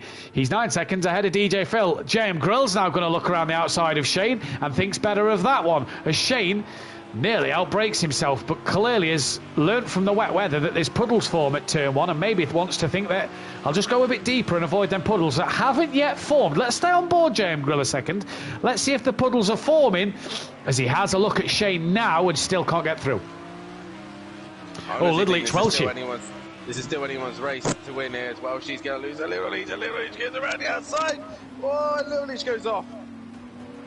Yeah, manages to hold it off the track on the grass. Well, she did everything right as JM Grill's now had a spin. Oh, and there's Leon Finney, who was so close to the back. And let's see, is there puddles on that right-hand side of the track? They're starting to form, but they're not quite there yet. You'd imagine Welshie on the oval, Dan, should pull away in that Lamborghini. He should do, but is he, though? Has he put so much downforce on that car Possibly, to keep grip on the track? I mean, the Lamborghini doesn't carry a lot of downforce on the front. And Smithy, I don't own a surfboard, sadly. You look at that, and it looks like Welshie is slowly gapping him. No, Little Leach now starting to come back. Is it? It's ebbing and flowing on that timing screen. No, it's just down and up and down and up. And Little Leach didn't really gain anything there. But this man, while them two are squabbling, he's had a moment. He's had a moment out the bus stop. He's lost about 2 seconds, a second and a half there to Welshie. So, yes, this man, look at this man, right on the back of Little Leach now. He's one of the fastest guys on track. Jim Grill and that Bozzy boy were fastest on track, but slowly behind them was Shane as well. He was only half a second. Bozzy boy must have made a mistake of 56.2. Welshie coming to the water line now. Has he gone a bit quicker? No, 57.4 is getting wetter, but Shane, again, 55s, he's there. Oh, as he gets onto the back of Little Leach, gives him a little nudge. Little love tap there, but yeah, dude, that's hard racing, you know, he's going to push him out of the way. He was at a flash of the lights here from Shane. He's really getting into this. This man leads the race from Welshie, from Little Leach, from Shane. Leon Fernie, JM Grill, Dean Wasocki, who is 17 seconds behind JM Grill. From DJ Philly's 12 seconds, and then it's Stelfsloff and Alty. Stelfsloff not having the second race as he did the first, and the votes serve the poll. 9 votes at the minute. That will end now. 33% Little Leach, 33% Lucas Roth. Driver of the Day poll will be going up soon for you, the fans, to vote on Driver of the Day. And there's a couple that spring to mind tonight. Yeah, definitely so. As Welshie currently just trying to keep himself cool, calm and collected. And I think Welshie, in these conditions, has a very good opportunity here. And we know what Bozzy can do, but can that Mercedes keep it consistent? That's the question. Yeah, that is the question. And he's gapped these two again. Whatever Little Leach is sat behind Welshie here battling, he's losing out more time to Bozzy Boy here. As Shane, the only man in the 55s. In fact, Dean Wasocki was the quickest man out there last time around. So Dean Wasocki in the 54s, really doing some good lap times there. As they break into the bus stop chicane. And Little Leach seemed to take a tighter line there, which has compromised him. And round he goes. kind of a half spin, and Shane says, well, all right then, if you don't mind, I'll have that place back. And P3 for Shane. Back-to-back podiums at the minute for this man. It is indeed. J.M. Grill is back on the rear of Leon Fernie. Can he find a way past him? Oh, they both made a mistake through there, nearly coming together there. They did. Leo Fernie had a bit of a wiggle. J.M. Grill had a bit of a wiggle, but managed to correct his before and nearly ended up in the back of Leo Fernie as he was correcting his wiggle. Shane now hunting down Welshie at this moment in time. This man's gone out front and can now be just that little bit more patient out front, can that Buzzy boy. 7 seconds the gap, 54.2. So back in the 54s. Shane, though, took nearly a... if I know, it was actually 2 tenths slower last lap than Welshie. So Shane trying to get on the back of that Lamborghini, and Welshie here. Welshie seems to be a race 2 podium specialist, because he's had more race 2 podiums this season than I don't know what, as J.M. Grill made a mistake at turn 1 and Leo Fernie gets back through for P5. I think J.M. Grill was wishing that there was no rain here at all now, because he seems to have the pace in the drive, but in the wet he's just really struggling. He can't keep it consistent here. No, he cannot at all. And Liam, the quickest man last time around, Holty, some 6 seconds quicker than Stove Sloth, and he's only about 6 seconds behind him on track now as Shane gets a little closer there under braking. That Audi seems to be a lot better on the brakes than the other cars tonight. Yeah, definitely so. The Mercedes obviously always struggles on its brakes, but Little Leach trying to get onto the back of these guys. J.M. Grill and Leon Fernie are still going at it. Oh, J.M. Grill, I think he hit the puddle. And he manages about that puddle every single time. And he manages to not put it on the inside tyre wall or the outside tyre wall or the back of Leon Fernie then, as Shane once again just seems now that he's getting within that second mark a little bit quicker on Welshie, who has a bit of a mistake through the bus stop, bit of a slower exit, and Shane looks like he's got a great run, and now in the slipstream of Welshie in front of him has a great chance to steal a P2 here, Dan, really gaining on Welshie in that slipstream, but Welshie's Lamborghini getting up to speed will start to match that of the Audi. 2 tenths, just over 2 tenths, just under 2 tenths now. And Shane's coming, not in the slipstream anymore. Clearly wanting that clear track, but not the spray. And once again now, looking up the inside, is he going to be later on the brakes than Welshie? No, about the same time. And they both go a little bit wide into turn 1. Then puddles on the inside of turn 1 on forming. And Welshie a lot slower than Shane through turn 1 there, Dan. Shane is looking racy tonight. Yeah, I think Shane's just taking hello! Outside. He's going for the outside of turn 3. Well, she's going to push him wide. They go side by side. Brilliant racing here. If you're going to get it done, not quite. I reckon Shane could have got that done. He should have kept it pinned. I reckon Shane doesn't realise that the outside, the track limits there is actually the curb beyond the white line. I think he was trying to stay within track limits there, Dan. He's got it. He would have had him around the outside. Very respectful driving there. Gave him the space. He did push him wide, which he's entitled to do so. But Shane, he's got the pace here. He's got the consistency. If he clears Welshie, I reckon he can catch Bozzy. I tell you now, Dan, next season, this man is one to watch. One to watch. Yeah, definitely so. A full season, definitely one to watch, I think Shane is, as J.M. Grill has made yet another mistake, and round he goes. Great little pirouette there. Peaceful will be proud of that one. Holty's had a spin. Stealth Sloth's had a moment near Holty, and was that a flash of the lights from Holty to say, oi mate, what are you doing? As Bryn has just pulled up on my driveway, so hopefully all is well. Either way though, Shane up into P3 on the back of Welshie into the bus stop chicane. Look at the line he takes, and Shane, look at the throttle control on the speedo. So patient is Shane. Away he goes now, and really hunting down after that Lamborghini. He has made a mistake. The gap's down to 4 seconds and he's slow. Oh, Dan, we said it race 1. Could Shane win his first ever race? He could possibly do so. Could Welshie get back up? He doesn't want to do that. He doesn't want to do that. Welshie could get back on the top step as well. And also Little Leach could gain more points as well. So it's all still to play for. These two still squabbling as well.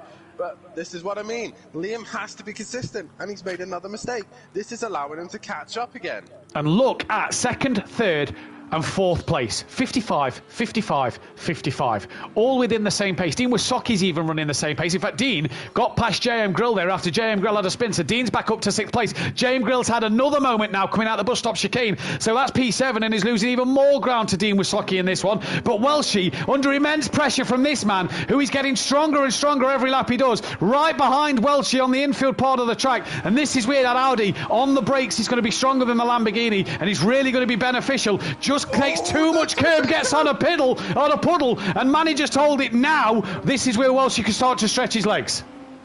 It is indeed, as Shane just runs a little bit wide. I think Matt's muted his mic. So anyway, as Welshie now just tried everything he possibly can to stay ahead of Shane, they avoid the puddle, and Welshie goes a little bit deep. This is going to allow Shane to get a better drive out the corner, but Bozzy needs to be clean here.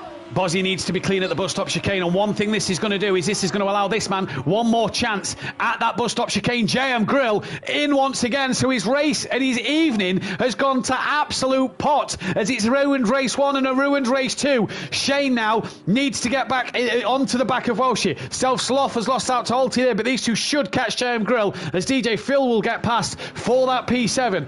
Dean made a mistake last time. He was, though, 3 seconds quicker than his teammate, who made another mistake, and Welshie's round, and Shane now into second place, and he's now going to hunt down the Mercedes of that Bozzy boy. Little Leach also gets past Welshie. Did he have a moment there? Did he touch the outside wall?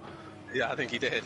He's very slow, and I wonder if he's touched the outside wall. Welshie's not even got going. Lost a lot of time here. Yeah, indeed, as that Bozzy boy is now trying to lap Self-Sloth, but he doesn't have to get out of the way, and once again, that Bozzy boy and Self-Sloth has come together, and I think that Bozzy boy just chopping the nose off. Yeah, I think he tried to turn in on Self-Sloth, but that, Dan, puts Shane now right on the back of that Bozzy boy, and he is right there ready to go, ready to mingle, and Bozzy just keeps making a mistake or two. Once again, Self-Sloth and Liam have made contact 3 times in this race. They have indeed. So we now come towards the back end of this race. There's probably only like 3 or 4 laps left, and Shane could possibly on his way to a first win. Don't touch that curb, Shane. Stay away from the curb. You do not want to get near it, as Bozzy boy is struggling to clear the traffic. He can't get through it. That's allowing Shane to get onto the back of it. Is also going to help Little Leach and Welshie also try and start working their way through, as Little Leach just does not have the pace. Shane is there. He is within a second. Self-Sloth went wide, then coming onto the oval, and now Shane is right on the back of Bozzy boy within that second margin. He's going to lose out here because that Mercedes grunt will pull it around the oval, but he's never won a race here. He's never been on pole. We're on lap 15 of 18 due to the extended race. Shane has a chance at the bus stop here to put the pressure on Bozzy. Give him a flash, Shane. Let him know you're there, because he's coming and coming and coming, and Bozzy boy struggling in this race the longer it goes on. Through the bus stop, Bozzy's just got to nail it. Not too bad at the minute. Lit it up. Oh, wiggle. And Shane now. Has he gone? Oh, no, Shane. Self-Sloth went there as well, and Little Leach has gone. They're all dropping it left, right, and centre into the chicane, but Little Leach has missed an opportunity to catch on Shane there. Welshie will now come to the bus stop. We might as well call it the swimming pool, because there's just a river going along the road through there. Little Leach now back on track. Leon Fernie struggling massively here because Dean Wasaki's gained on the back of him. That is for 5th place as well. The teammates, they're getting quicker. My mate team could swap drivers here, but Bozzy boy handed an absolute lifeline as Shane misses out. He does indeed, and Leon Fernie's got deep, he spun it, and Dean, they just come together there. Leon Fernie just dropped it. Dean was just in the wrong place at the wrong time there. So it's still that Bozzy boy. He's been given a massive lifeline here, a massive one. As Shane, luckily with no damage, has managed to get away with that one. As Self-Sloth is back into the pits. Into the pit lane once again for him, and Shane now needs to get on with this one. 14 seconds the gap, 3 laps to do so, but Bozzy boy has got a mistake in him. And Dan, I said earlier, the top 4 lap times, 55, 55, 55, 2 minute, 2:11, 2:09, 2:05. Dean Wasaki was the quickest man on track, the only man under 2 minutes last time around. He is flying at the minute because he's the only man not making a mistake so far. He's the only one who's kept it on track. He's obviously found a setup that seems to be comfortable at the minute. Alti and DJ Phil have had a moment again. So they're having a spin as that Bozzy boy just needs to do what his uncle's doing and just keep it on track. Shane, I think he's got damage. He's gone off. Oh, he hasn't. Shane, in this race, he's got himself a little bit of damage. He's had a spin, and Little Leach now up to 3rd. Where's Welshie? He's coming in the background as well. That was also Welshie. Oh, big off into the wall through the puddles. And now that gives Shane yet another lifeline to just keep going and maybe keep a podium. This man could be gifted a win at the end of this.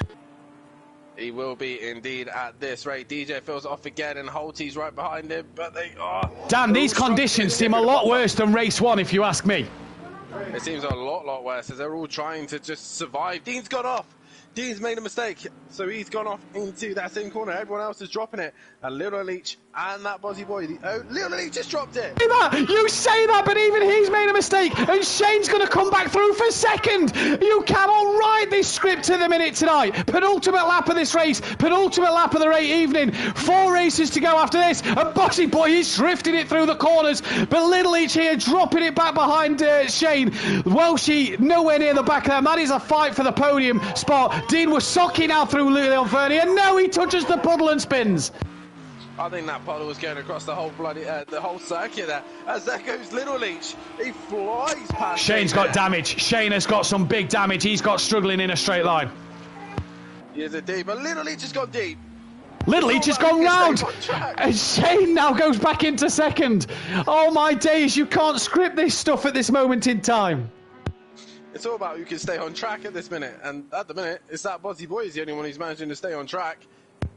It is indeed, as Dean then within a couple of seconds of Leon Fernie, but they're both within a couple of seconds of Welshie. So what has happened to Welshie was on for the podium. He's now lost out massively here. He's got Leon Fernie and Dean Wysocki right close to him, and any mistake from these three will give the other the opportunity. Smithy saying, come on Little Leach second until you get to the swimming pool. Track is like an ocean, says PN Motorsport. Race 2, a lot worse than race 1 at the minute. Smithy says that Little Leach is awful.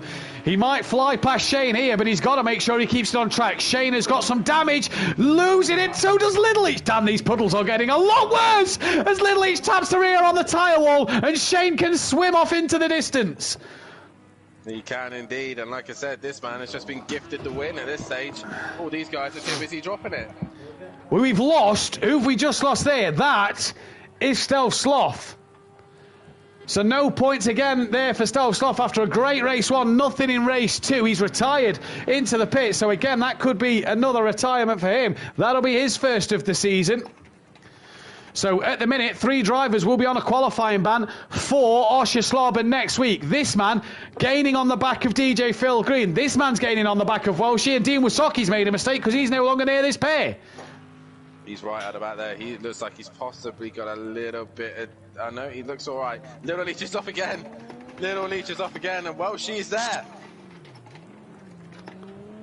And He is there. got round. Yeah, and Leon Fernie's there as well. Let's just go on board with Dean and just see how bad the chicane is. Into it, it's fine. It's this river here that they all seem to be making a mistake on, which is their turning point. They want to hit the puddle straight, and Dean there just negotiating it very well, as that Bozzy Boy is just like into the far end of the circuit where everyone else is still struggling in the puddles. And that was well held by Dean through there. Poll's gone up for driver of the day at this moment in time. We're down to 9 drivers, but what an evening it's been here at Daytona. We've had rain. Bozzy's made a mistake, but no point getting excited about that one. It's going to take a catastrophic effort. Shane's made a mistake. This one we can get a bit more excited about, because this could allow Little Leach, Welshie, Leon Fernie, maybe even Dean Wysocki to catch up here. This podium, Dan, is not finished yet. It's not indeed. That's where the interest is at the minute. Driver of the day votes are out at the minute, so get your votes in on who you think your driver of the day is. But that Bozzy Boy coming into the final chicane now, and he looks like he's on his way to a race win here. Not won a race this season. Could have obviously won the first one at Seaosn. Very hard to get through the bus stop. But this man has done the best job out of them all in this second race, because he's not made the most mistakes. Shane on for a podium, possibly. There is 4 drivers. In fact, stuff that. Dean Wysocki's within 9 seconds as well. There is 5 drivers on for a podium here at the moment. Anybody could take this. I think a few of them are spun though at that hairpin coming onto the oval, because they're getting closer. The times are. That Bozzy Boy is going to slow down and weave across the line. Hurry up and finish. We win to see this battle for second. Shane 4.5 up the road from this man, who's got Welshie within a second, who's got Leon within 3.5, who's got Dean just behind him. They've got to do the bus stop, Dan. Shane's now coming to the bus stop. Is he going to negotiate? If he does so, he will be home and dry for sure. Into it he goes, nice and safe. It's going to be Welshie and Little Leach through this section. Oh. And he just survives it.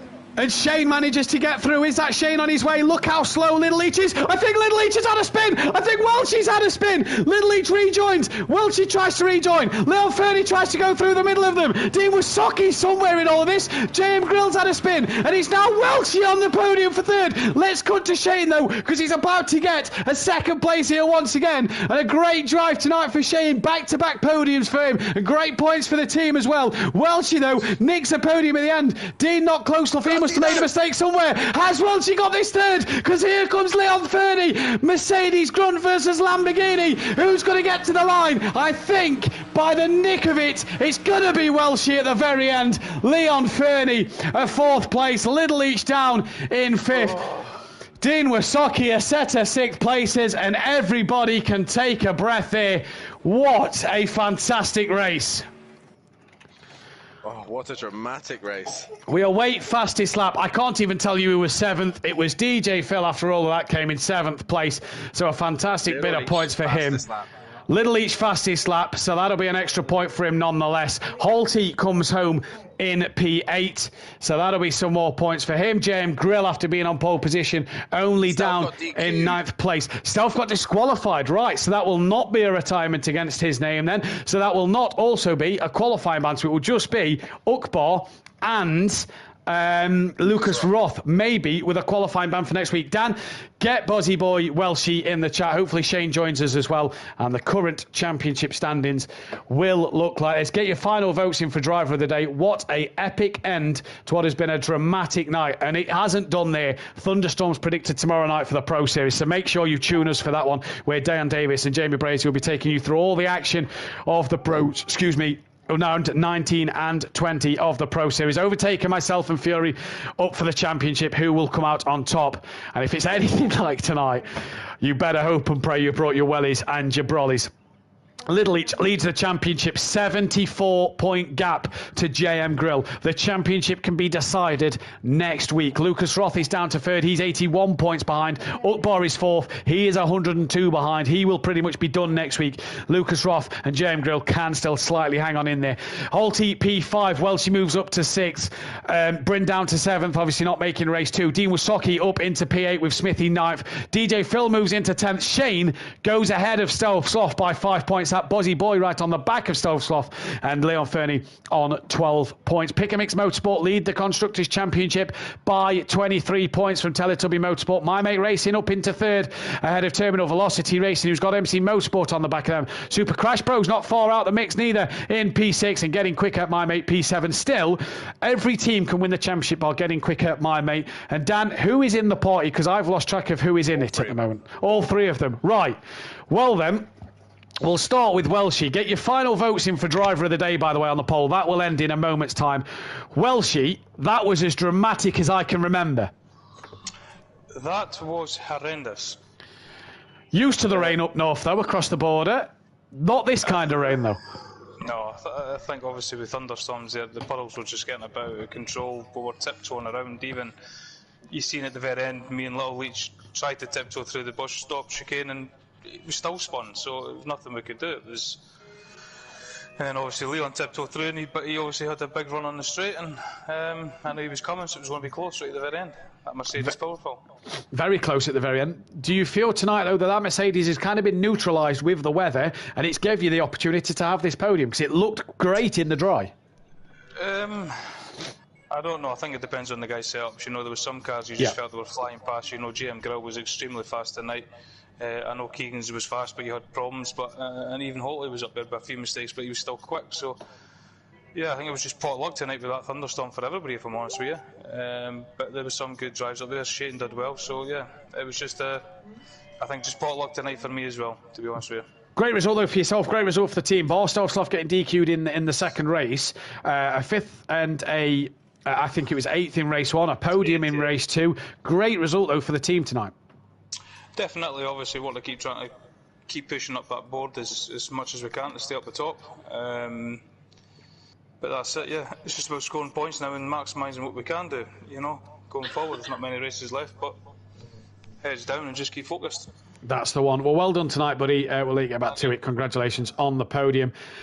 We've got Shane in as well, and Shane, we didn't hear from you at the mid-session break, but I tell you what a night you've had.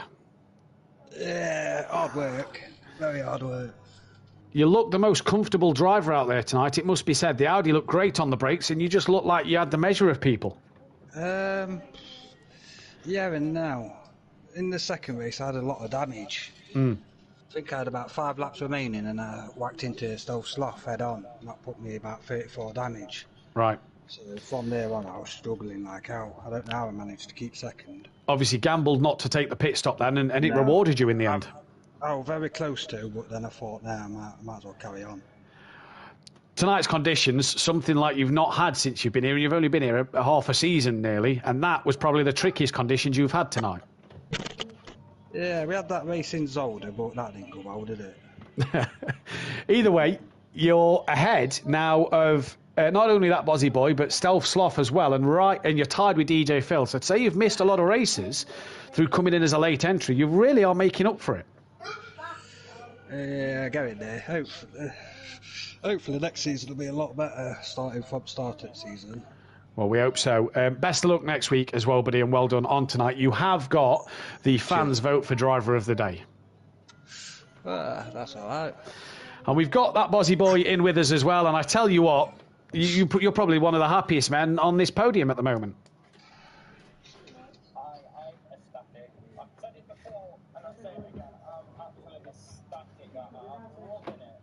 You said to me yesterday that Daytona doesn't seem to suit you as a driver, and I replied with, because I checked your results, you actually go well here. It's another night, 1-2, you've gone very well. Yeah, kind of reminds me of Daytona, because this is the first win all season, and it went second and then a first. As we went into that one, though, the rain just got worse and worse, and it looked like it was worse than race one. Was that your experience from your point of view? Nearer to the end, I will agree with it. Yes, the rain was horrendous. The puddles were getting bad, especially where bus stops were. Especially where turn 3 had a bit of a puddle as well. But it was all right. Right. Well, we're going to leave it there for you, Bozzy, because I think because you're on your phone, nobody can hear you like at the mid-session break. So we're going to leave it there for you, but well done nonetheless. Dan, final thoughts on what has been a dramatic night and your driver of the day? Oh my God, what a night of racing. The rain has come. Once again, Daytona produces some hectic racing. Shout out to Bozzy Boy for winning, and also for... I'm not going to give a driver of the day, but he did do a very good job in race 2. The only man to really keep it on circuit. I'm going to give my driver of the day to Shane. 2 solid results here tonight, and he just seems to be getting better and better. It's just going to be at least one more race, I reckon, until he gets that win. Also, Schlaben, I reckon there's a very good chance for that Audi. Obviously, shout out to Welshie as well, obviously for race 3. I know what it's like being hunted down by a Mercedes. I put his son in a wall after he'd done that. Yeah, it's been a great night's worth of racing. It's really tested these guys, and I have just posted the weather into the Discord I've just seen. And the pros are in for an absolute treat. If you enjoyed tonight, make sure you tune in, as me and Jamie will bring you the action here at Daytona once again. And I'll tell you what, it ain't going to look much different to this. So make sure you tune in for that, as the pros will be taking on these weather conditions. Indeed. So what a night of racing. I'm going to give an honourable mention to Dean Perez, 6th place, his good result. Little Each, not a bad night. Leon Fernie, massive shout out for 2 4th places. Great night for him. Welshie as well, great shout out. Again, I'm not going to give my driver of the day to Bozzy Boy because we know what he is capable of on his day. I'm going to give mine to Shane as well. And he's going from strength to strength, and that first win is not far around the corner. JM Grill has to be one of the most unluckiest drivers tonight, but he will bounce back next week.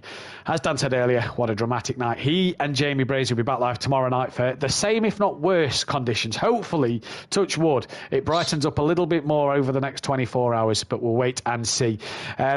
I'll be back Sunday night, 7 p.m. BST for the F2s at the Circuit Paul Ricard in France for the next instalment of the F2s. Dan, Jamie, Gary, Forsey, 8 points separating them. Who's going to do what? And then me and Dan Davis will return next week for the penultimate 2 rounds of the season at Oschersleben, back across the pond into Germany. Yes, your favourite, your pick, if I do remember rightly so, for this year. No, it wasn't. No, it was Argent's pick for this year. So we'll be live for that one. Can Bozzy Boy win again? Can Little Leach, more importantly, wrap up the driver's title? Because he can do it as early as race 2 next week. 34 points he needs to outscore JM Grill by. And there's 54 points up for grabs. The Constructors' Championship, though, is still anybody's game. Still places to be gained everywhere you look on that grid. Bryn Halty, Welshie, Ukbar battling for the top 4 spot. Dean Wasoki's not far off for that. And then 8th, 9th, 10th, 11th, 12th and 13th place all up for grabs from Smithy, DJ, Phil, Shane, Stovstoff and Buzzy Boy. But that's all we've got time for tonight. We'll catch you tomorrow night. What an interesting night. Goodbye. Bye.